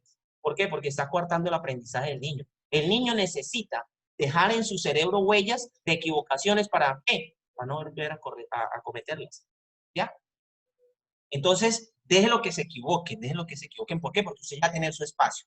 Ellos se equivocan, socializan cosas que de pronto son sacadas de los cabellos. Y usted dice, esto se enloquecieron. Pero después viene la parte de retroalimentación. Ahí sí es retroalimentación. Eso quiere decir que ahí usted pasa una línea en el tiempo y retrocede hasta la primera secuencia, hasta el primer momento de la secuencia didáctica, que es exploración, allá en la motivación. Y usted empieza a retroalimentar. O sea, en ese momento es cuando usted por fin ejerce el rol de maestro, de profesor o de orientador. ¿Ya? Ahí. De resto, mire que todo lo han hecho los estudiantes. Todo lo han hecho los estudiantes. Y eso tiene que ver con aprendizaje crítico y un poquito de aprendizaje constructivista. ¿Vale? Mire que todo lo han hecho los estudiantes. Ahí es cuando usted solamente ha orientado, usted no ha puesto a dar carreta de que la clase es esto, que la clase es esto, que los colores son esto, nada. Simplemente está orientando. Ellos están construyendo su propio conocimiento. Cuando usted llega al punto de retroalimentación, ahí dice, el tutor. ¿Por qué lo llamamos tutor? Porque es que ya se vuelve un tutor. Ya no es el profesor que transmite conocimiento como los loros cuando le están dando comida a los loritos. O sea, este le vomita al otro y suena asqueroso, pero es así. Nosotros le vomitamos información a los estudiantes y ellos tienen que tener la boquita abierta y quien esté más cerquita el que va a tragar más. Entonces,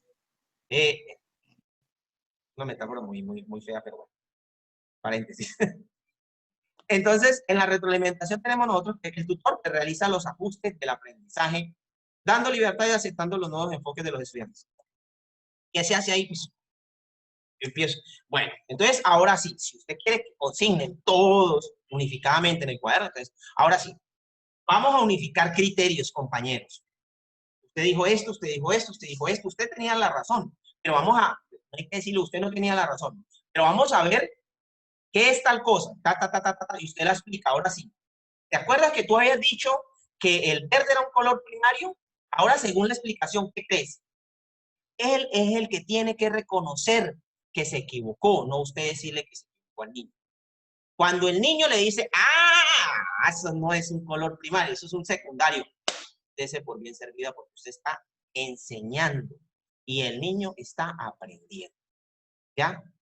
¿Por qué? Porque usted le dice, no, es que no es así, el niño no tiene ni idea. ¿Por qué fue que se equivocó? Y usted le puede explicar y el niño se queda mirando a usted y le dice, ¿entendió? Y usted dice, no, sí, el niño entendió porque me dijo que sí. Mentira, mentira. ¿Ya? Que son procesos que son lentos al inicio, sí. Eso sí, tiene que llenarse de primero, fuerza de voluntad, segundo, de paciencia. ¿Ya? ¿Por qué? Porque son niños que están habituados a otro modelo educativo, a otras metodologías de enseñanza y a unas formas arcaicas de aprendizaje. Usted llega a revolucionar todo eso y para ellos va a ser complicado al inicio, pero como la ventaja, ¿sabe qué es? Que usted está en primero. Es una ventaja gigante. Eso quiere decir que son niños que vienen de la transición de jugar aprendiendo a aprender, ¿ya? Con responsabilidad. Entonces es muy importante eso. Cosa diferente, usted tratar de cambiar la estructura cerebral de un niño ya de bachillerato. Es más complicado porque nosotros aprendemos y lo que aprendemos no se olvida. Entonces, aprender, desaprender y reaprender es un proceso muy complicado y se necesita mucha experiencia para enseñarle al cerebro a que desaprenda y reaprenda. Por eso es que muchas veces dicen, no, es que el loro viejo no aprende a hablar. Ya, eso es un mito. El loro viejo sí aprende a hablar. Nosotros tenemos plasticidad. Dígame, profe. Loro viejo no da la pata. Loro viejo no da la pata. Dicen por acá, no sé. Por allá, bueno, yo digo loro viejo no aprende a hablar porque es el dicho de mi tierra. Entonces, bueno, loro viejo no da la pata igualito. Y tiene que ver porque no, porque la persona ya cuando tiene una estructura cerebral, cambiar las estructuras cerebrales es muy complicado. Sacarlos de la zona de confort es muy complicado. Entonces, lo primero tiene que uno tener es motivación. Ustedes están aquí porque ustedes están motivados a querer cambiar su estilo de enseñanza, que mejore su estilo de enseñanza. Eso le abre la oportunidad a su cerebro para reaprender, ya reaprender. Eso quiere decir que lo que usted tiene aprendido, usted lo va a reaprender. Pero desaprender es complicadísimo. Ya, decir usted que yo tengo un kit para desaprender. No. ¿Por qué? Porque yo podría decir, bueno, yo voy a desaprender la equivocación amorosa que yo tuve en el año tal. No, eso no es posible. Eso se queda ahí para toda la vida hasta que muera uno. Tristemente, eso es lo que me recuerda a uno. Pero bueno, ok. Mire que tenemos nosotros la parte de retroalimentación, que cuando nosotros podemos consignar en el cuaderno, cuando podemos explicar, pero resulta de que siempre, hay que tenerlo en cuenta, siempre quien encuentra los errores es el mismo estudiante, no nosotros. Nosotros tenemos que llevar al estudiante de la manito hasta que él vea que se equivocó. Y usted le dice, y ahora sí, con la explicación, el verde, ¿tú qué crees? ¿Que es un color primario? Sí. Hay que llenarnos de paciencia y volver a explicárselo. Y no falta el compañerito que es piloso y le va a decir, ay, no, como dicen, es bruto, que no, que es esto. Y créeme que este niño le aprende al compañero, porque es que aprendemos más de los padres. ¿Listo? Viene la valoración. Opala. Que me salgo. Viene la valoración. Viene la actividad de verificación. Todas las actividades de verificación tienen que ver con el seguimiento continuo, constante y sonante del proceso de aprendizaje.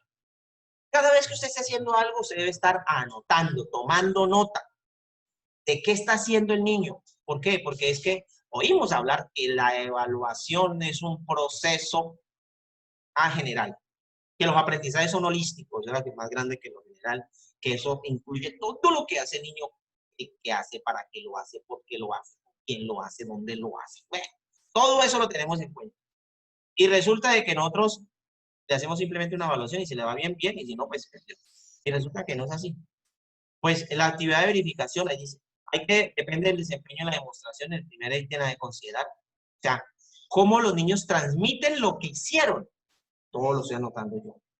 Ya, la participación, el liderazgo que tiene el líder, que yo puse en el juego de roles en cada grupo.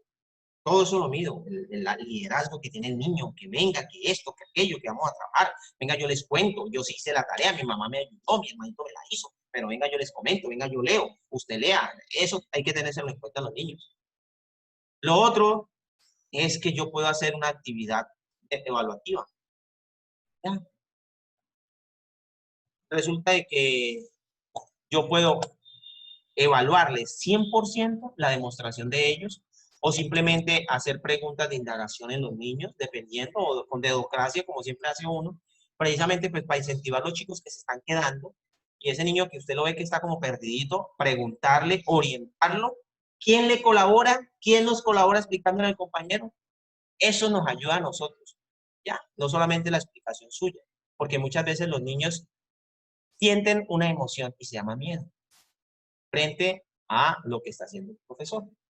Entonces, por miedo, ellos se cohíben, se cierran y no hay aprendizaje. Entonces, hay que prestarle atención a eso. Y viene la parte última que se llama realimentación y es otra vez. Bueno, chicos, recuerden, esto es cuando finalice la actividad, la secuencia didáctica, no cuando finalice la clase, porque depende, la clase finalizó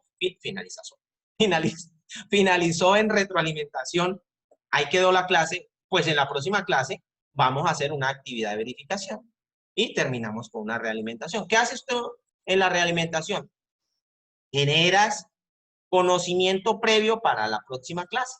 ¿Qué vas a dar en la próxima clase? No sé, díganme un tema ustedes. Un tema si quieran. Colabórenme ahí.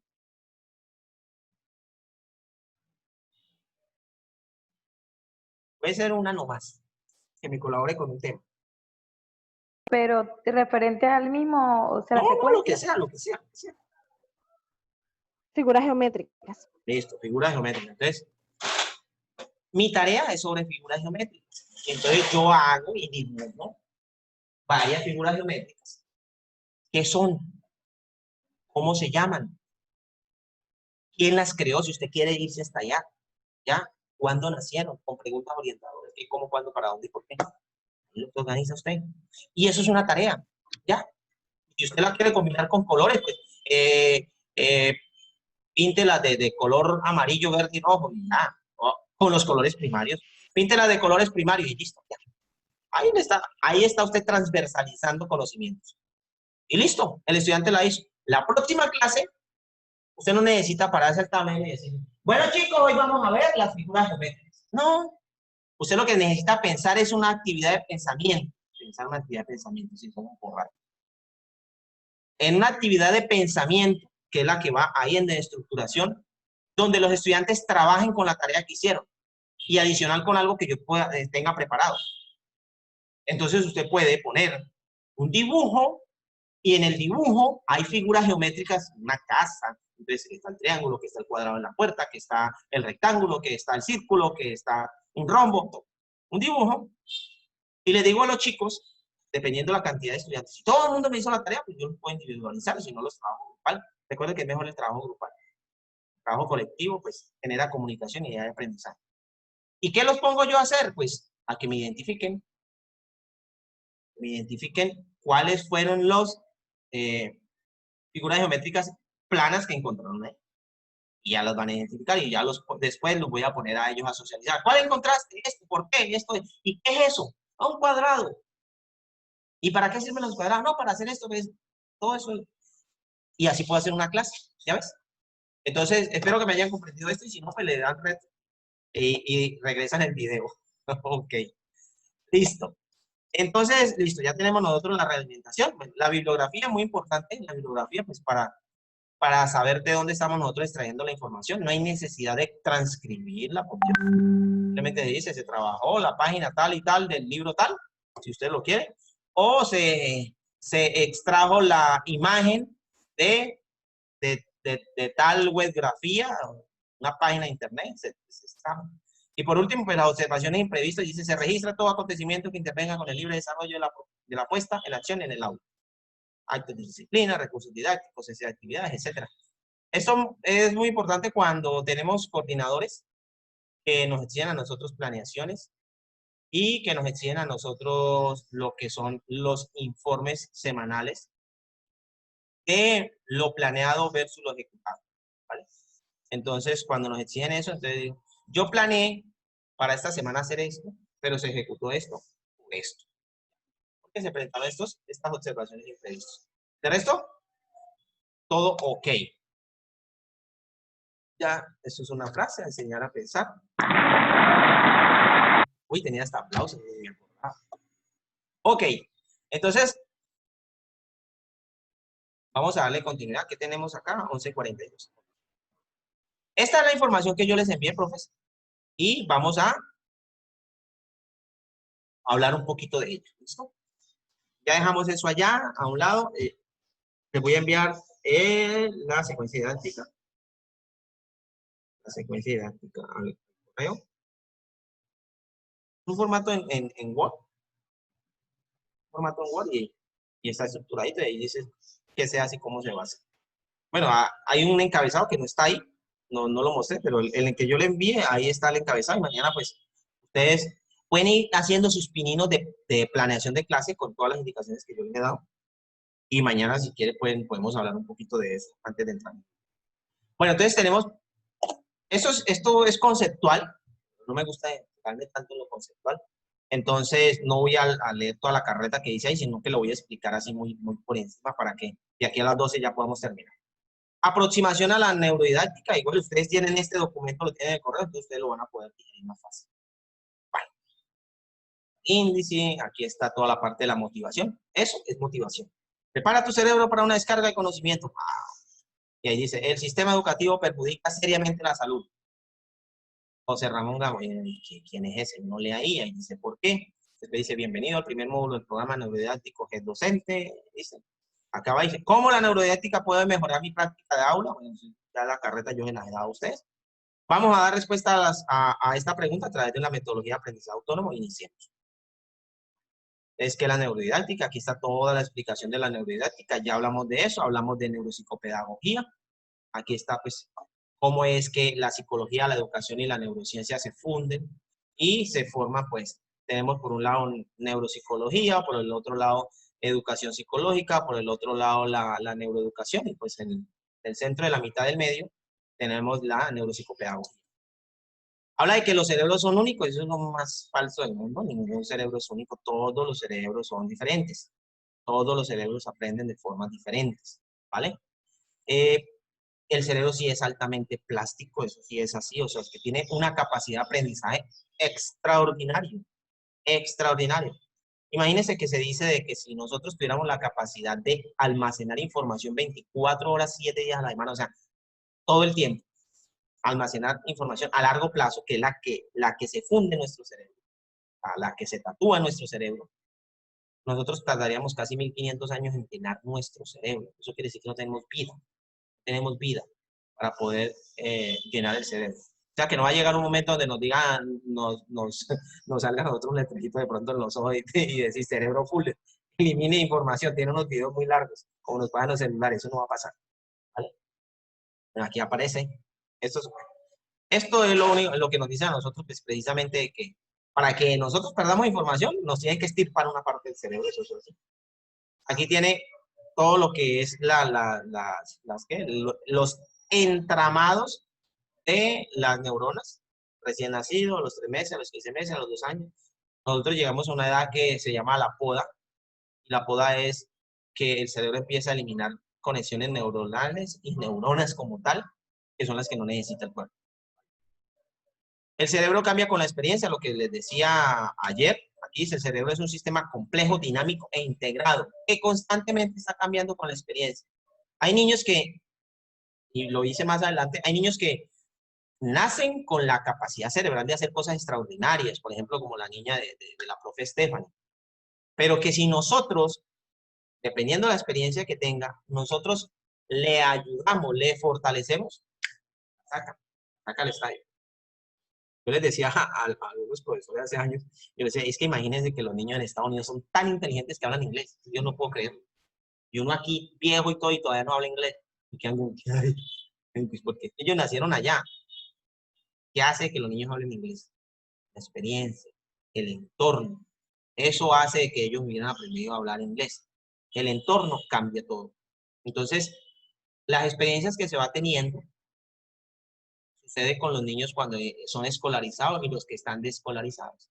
No es lo mismo tener usted al frente un niño de 5 años, de 7 años, que vaya al colegio a un niño que nunca ha ido al colegio. Eso uno se da cuenta nomás.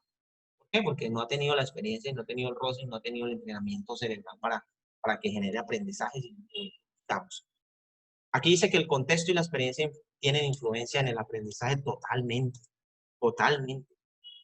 No hace mucho estábamos hablando aquí en mi casa, con unas experiencias, porque para mí todos son experiencias, de una niña que estudió hasta 9º grado en un colegio público, no muy bueno, y también de X ciudad. Y ella, la mamá es profesora de ese colegio público, es un colegio muy grande, y la llevó a estudiar a un colegio privado, donde yo soy profesor. Y pues el cambio de ambiente pues es grande, el colegio privado pues genera unas expectativas diferentes. Llegó a 10º, los chicos pues, con familias muy pudientes, entonces la miraban así como bicho raro, era, como lo dicen en La Guajira, como muy coleta. Y esa niña se graduó en 11, al principio tuvo muchos problemas con sus compañeros, en 11 eran los mejores amigos, y esa niña cambió. Su forma de vestir, su forma de hablar, todo cambió.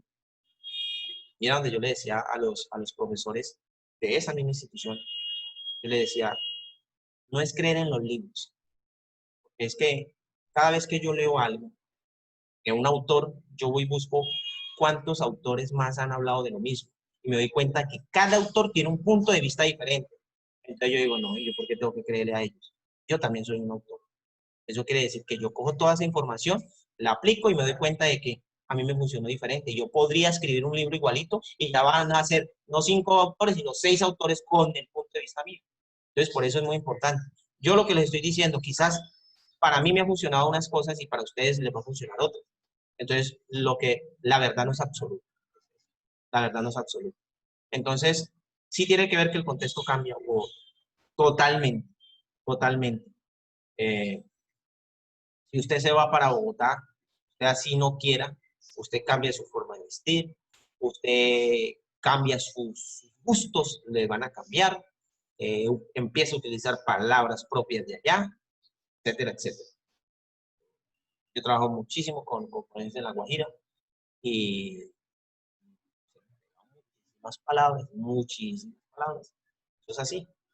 ¿Y qué? Y más que tengo ahí al cariñito mío, la costilla mía, que es mi esposa, y qué barbaridad. Entonces, esos son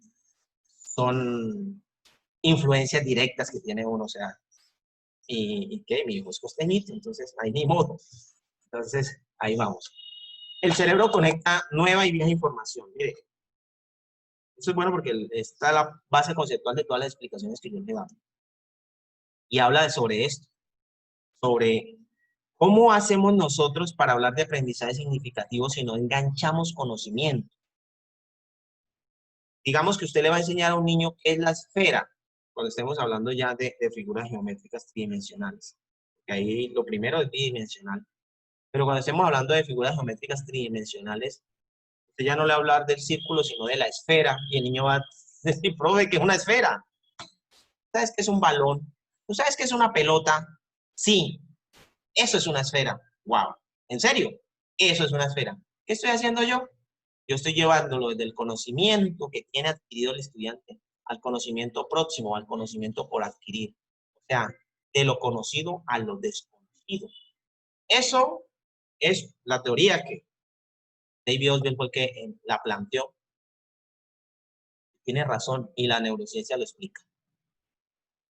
Aquí habla de algunos neuromitos. Este es el primer documento. Hoy les envío el segundo documento. Hoy les envío la MD-02, que habla específicamente de los neuromitos. Primero, solo se usa el 10% del cerebro. Es más mentira que ni siquiera el video que está ahí menos dice. Eso se ha explicado muchísimas veces y eso es, vamos a hacer el ejercicio nada más con la profe Beatriz en el colegio, porque yo conozco el Carmelo. Entonces, ¿qué pasa con Seguramente también conoces el colegio de ella, seguramente, donde ella trabaja. el de Beatriz? Sí. ¿Cuál es el de Beatriz? El de Stephanie es el Carmelo. El el de mío Stephanie. es el gimnasio de... El de Stephanie, sí. El de Stephanie es El el del mío Carmelo. es el gimnasio del norte. Carmelo. Beatriz. Gimnasio del norte. Valledupar. El de Valledupar. Sí, en Valledupar, gimnasio del norte. Okay. Está en transición allá. Sí, señor. Ok. Listo. Entonces, ¿qué pasa aquí? Pues imaginémonos nosotros ¿qué? El colegio. El colegio tiene muchos salones. Tiene muchas bombillas. Y resulta de que se llegó la noche, digamos. Bueno, porque no lo dejamos de noche. Tiene muchos ventiladores. ¿Vale? Resulta de que, ¿qué necesidad tengo yo de tener los ventiladores, los 200, 300 ventiladores que hay en una institución prendidos al tiempo? Y no tengo todas las aulas llenas de estudiantes. O sea, si yo tengo 10 aulas con estudiantes, pues prendo los ventiladores de esas 10 aulas. Eso es lo que pasa con nuestro cerebro. O sea, nuestro cerebro, nuestro cuerpo es tan inteligente de que no necesita gastar energía en ocupar el 100% de nuestra corteza cerebral y nuestras interacciones sinápticas para desarrollar una tarea que solamente necesita 4 o 5 cosas. Por eso es que se dice, no, es que el cerebro, pues no. El cerebro a veces funciona al 2%, a veces al 5%, a veces al 10%, a veces al 20%. Pero tiene que ver mucho con la regulación de ATP, que es la adenosín-trifosfato, el ATP, que es la energía que consume el organismo. Nosotros comemos comida, nos alimentamos, ingerimos alimentos, y esa alimentación pues ingresa a nuestro organismo, genera, dependiendo la alimentación, glucólisis o ciclo de Krebs, y eso se convierte en ATP, que es la energía que necesita el cuerpo para poder hacer las actividades vitales, como respirar, como caminar, como pensar. Gasta energía, aunque ustedes no lo crean. Pensar consume bastantes calorías, como estamos ahorita hablando de las calorías, pero uno piensa muchísimo en eso. No, las calorías, no, bacano. piensen mucho, indáguense en muchas cosas, que leer también. No solamente codificar letras, leer, interpretar, analizar todo eso, generar debate en nuestra cabeza solitos, eso consume muchísimo ATP. Y ustedes saben que, haciendo el paréntesis en cuanto a la nutrición, nuestra nutrición es una balanza.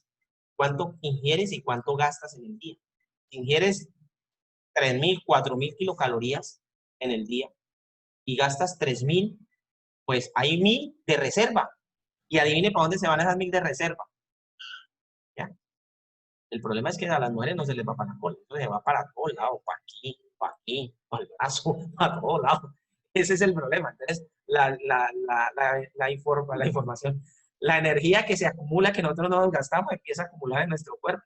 Y la energía nuestro cuerpo la almacena en forma de grasa. Es que ese es el problema. Es el problema del organismo. ¿Verdad?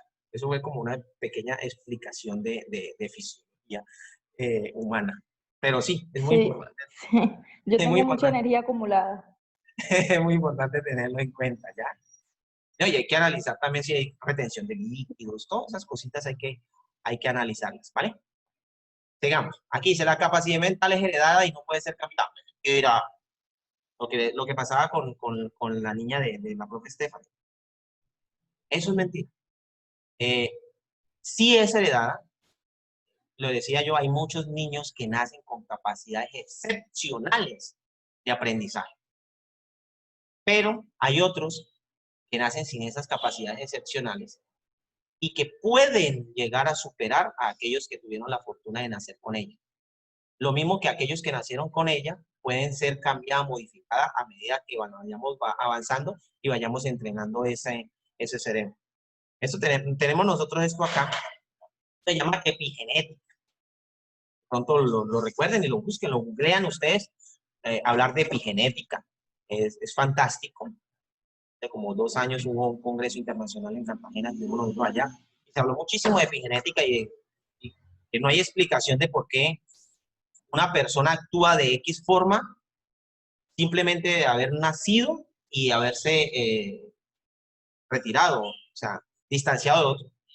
Ejemplo, los gemelos cuando son adoptados por familias diferentes y tienen comportamientos iguales, similares, y se han criado en continentes diferentes, con familias diferentes, una cantidad de cosas diferentes, pero ¿por qué actúan igual? Y tiene que ver la explicación de la epigenética.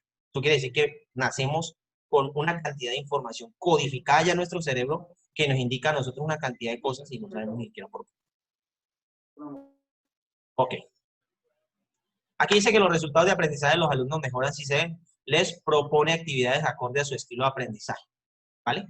Entonces, aquí dice, ¿qué hay de cierto en esta afirmación? La partecita dice, no cabe duda del papel determinante que han tenido los sentidos a lo largo de la evolución en la supervivencia de la especie y que nos han ayudado a aprender y mejorar. Por otro lado, no es menos cierto que, aunque existen regiones cerebrales y patrones generales involucrados en el aprendizaje humano, cada cerebro es único y singular. Vamos a seguirle leyendo. Esto quiere decir, y lo que tenemos nosotros acá abajo es lo de las inteligencias múltiples de Howard Gardner, por el 80, algo así, 86, pues. Y se habla pues que sí, el cerebro tiene varias inteligencias, o sea, son formas diferentes de aprender y con eso nacemos. Entonces, hay niños que tienen una inteligencia lingüística, hay otros que tienen inteligencia lógico-matemática, otros que tienen inteligencia interpersonal, la intrapersonal, es que eso es ciencia cierta, todos tienen que llegar. La musical, la artística como le llaman, muy importante. Pero eso no quiere decir que el niño solo aprende, por ejemplo, no es que usted tiene porque hay test, no sé si usted lo busca en internet, hay test que hablan de inteligencias múltiples, test de inteligencias múltiples. Entonces usted, la profe Stephanie, le hace un test a su hija de 5 años sobre inteligencias múltiples y sale que su niña tiene una inteligencia musical. Eso quiere decir que solamente aprende con música. O sea, que tiene facilidad de aprender musicalmente, pero que tiene desarrolladas las otras. También, de menor proporción también. Entonces, ¿cómo podemos nosotros empezar a fortalecerlas? ¿Ya? Hay niños que son arrítmicos. La motricidad fina, recuerden, la motricidad fina. Se pierden algunos niños, o sea, que nacen con dificultad. Nadie les ha enseñado a un niño a seguir un compás. Y ustedes decirles,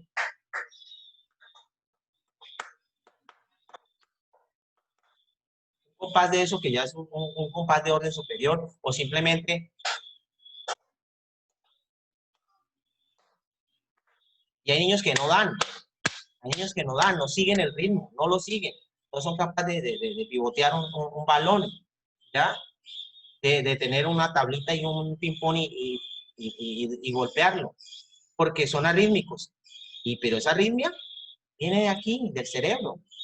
Nacieron sin la capacidad de seguir los acordes y marcar los ritmos. Entonces, ellos tienen que sincronizar muy bien el oído con la parte kinestésica, o sea, con el movimiento.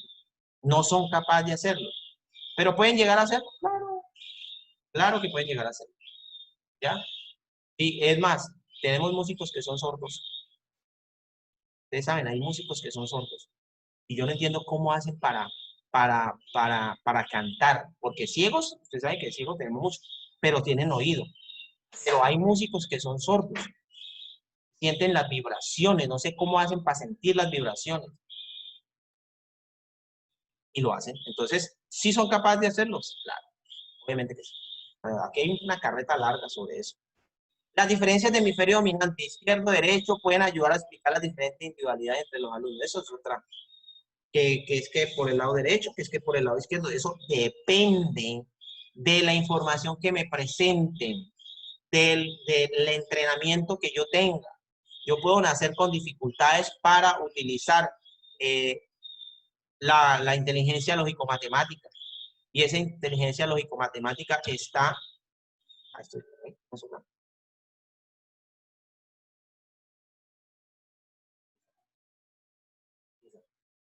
Y esa inteligencia lógico-matemática está ubicada en una región del cerebro que para mí no es fuerte, porque no soy bueno para eso. Todo se puede entrenar, sí. Un Lionel Messi nació con la virtud de ser muy bueno para jugar fútbol.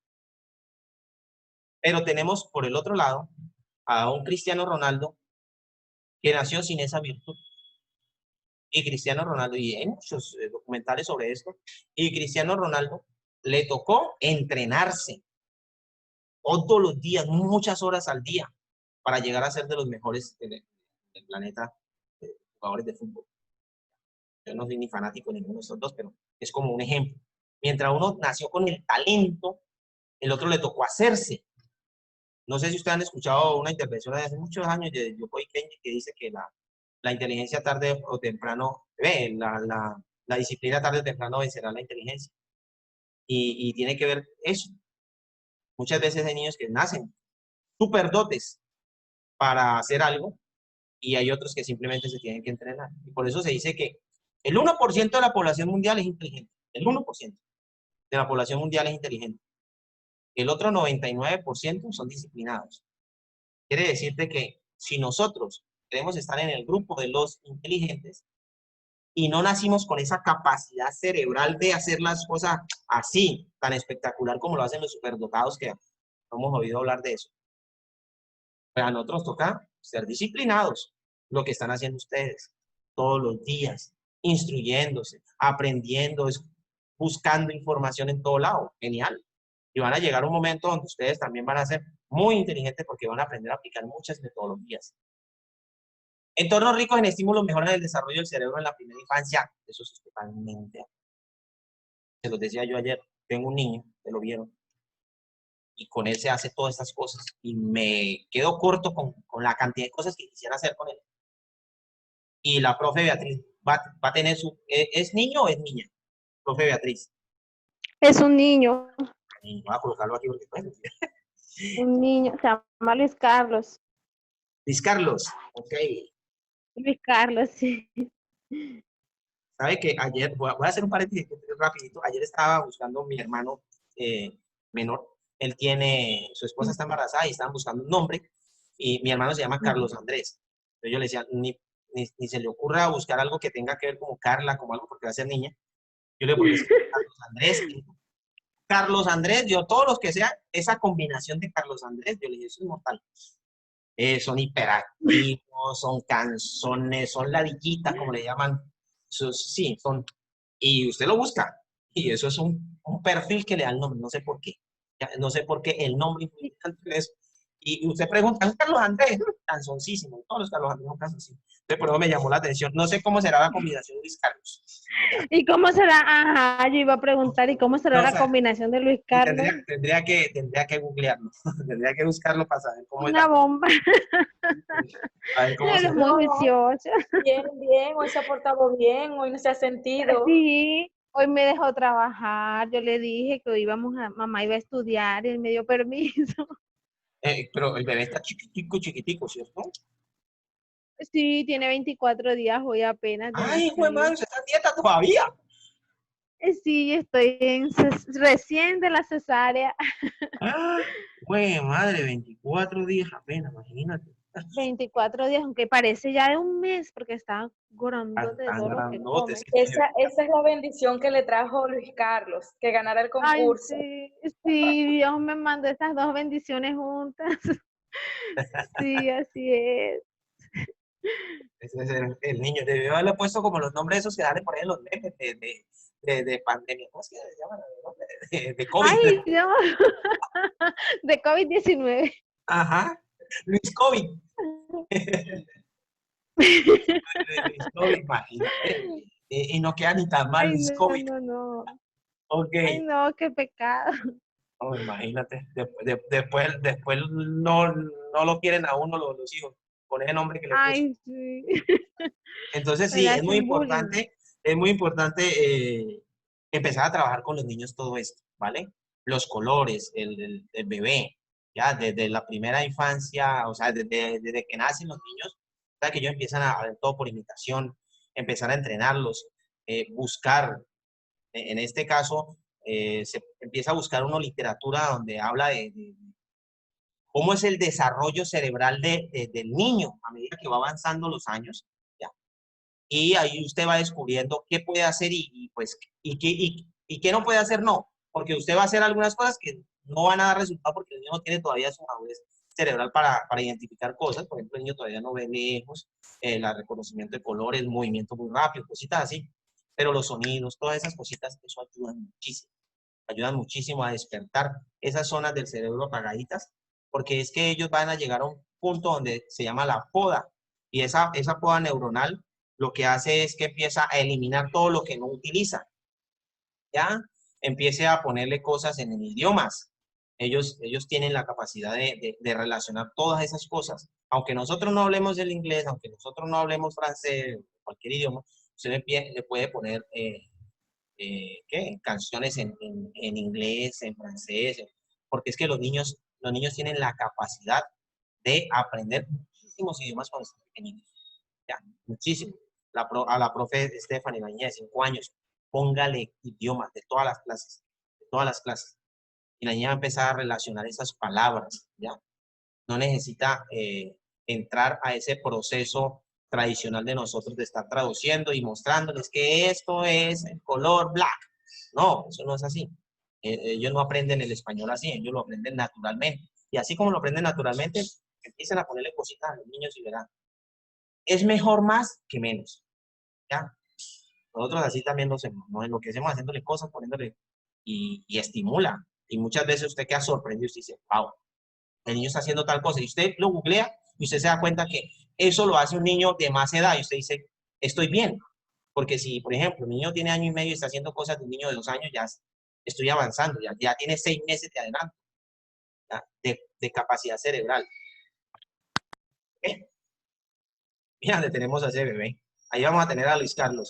Sí, Perdido ahí va entre a estar él. perdido, sí. Los sentidos, o sea, fortalecer mucho los sentidos, todo lo que sea sensorial, ¿ya? Busque algo que llaman tablas sensoriales, bueno, cuando ya esté más grande, pero así pequeñitos, que ellos sientan, hay jugueticos que tienen sonidos, que tienen texturas, uno las consigue por Mercado Libre, los compra, tíranlo por ahí en el reguero que tiene mi infancia, de pronto veo uno, y hay unos dibujitos que tienen, ¿cómo está la jirafa del bebé? Les voy a mostrar algo y le va a ayudar para Luis Carlos. Tienen Ajá. texturas. Entonces, esas texturas le ayudan a los niños, que suena, que es duro, que es blandito. Ah, ok. Este es el señor jirafa. Ya casi no lo usa porque como ya está más grande. Entonces, él tiene sonidos. Esto suena. Las patas suenan también, tienen una textura. Ahí tiene una textura y él es durito. Esto es duro. Estos son cositas duritas. Esto les sirve para cuando empiezan a salir los dientecitos, ellos muerden acá, te comen las orejas. Todo suena. Todas estas cositas es como si tuvieran un papel cristal por dentro. Lo mismo. Cositas, sonidos, sonajeros, cosas que puedan ellos morder. El espejo, es muy importante tener el espejo a los niños. Eso les puede ayudar bastante. Son cositas Bueno, gracias. que le puedan ayudar al niño. Y pues cuando estemos hablando con la niña, un día estos hacemos una ¿cómo se llama la niña de Stephanie? Con Esli. Esli. Y Alejandra, sí, señor. Alejandra. Esli Alejandra. Alejandra son muy inteligentes y son muy quietas. Sí. Sí, no, en serio, las Alejandras, sí. El nombre, no sé por qué. Los nombres son así. Entonces, bueno, profes, la dejamos ahí, tenemos la información, esta información ustedes la tienen, yo les voy a enviar una segunda guía de estas. Me queda faltando enviarles a ustedes lo de la secuencia didáctica, lo de las rutinas de pensamiento, lo de mañana, y por favor véanse el videíto de Ramón Barrera, hoy les voy a enviar otro video. Sí, ya yo me lo vi, muy chévere. Sí, 18 minutos. Yo ya me voy a poner en eso. De sorprendizaje, muy innovadores. Exactamente, el sorprendizaje.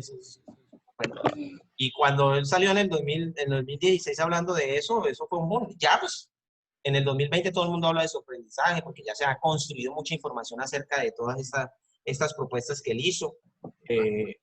Tuvo un problema, fue que dijo las cosas y se quedó callado y otros sí la cogieron y empezaron a investigar y los libros de los demás salieron primero que la de él. Entonces, la dejamos ahí. Profe, muchas gracias y nos vemos mañana, en media. Muchas gracias. Chao, chao. Bueno, muchas gracias a ti. Chao. Dale, chao. Hasta mañana.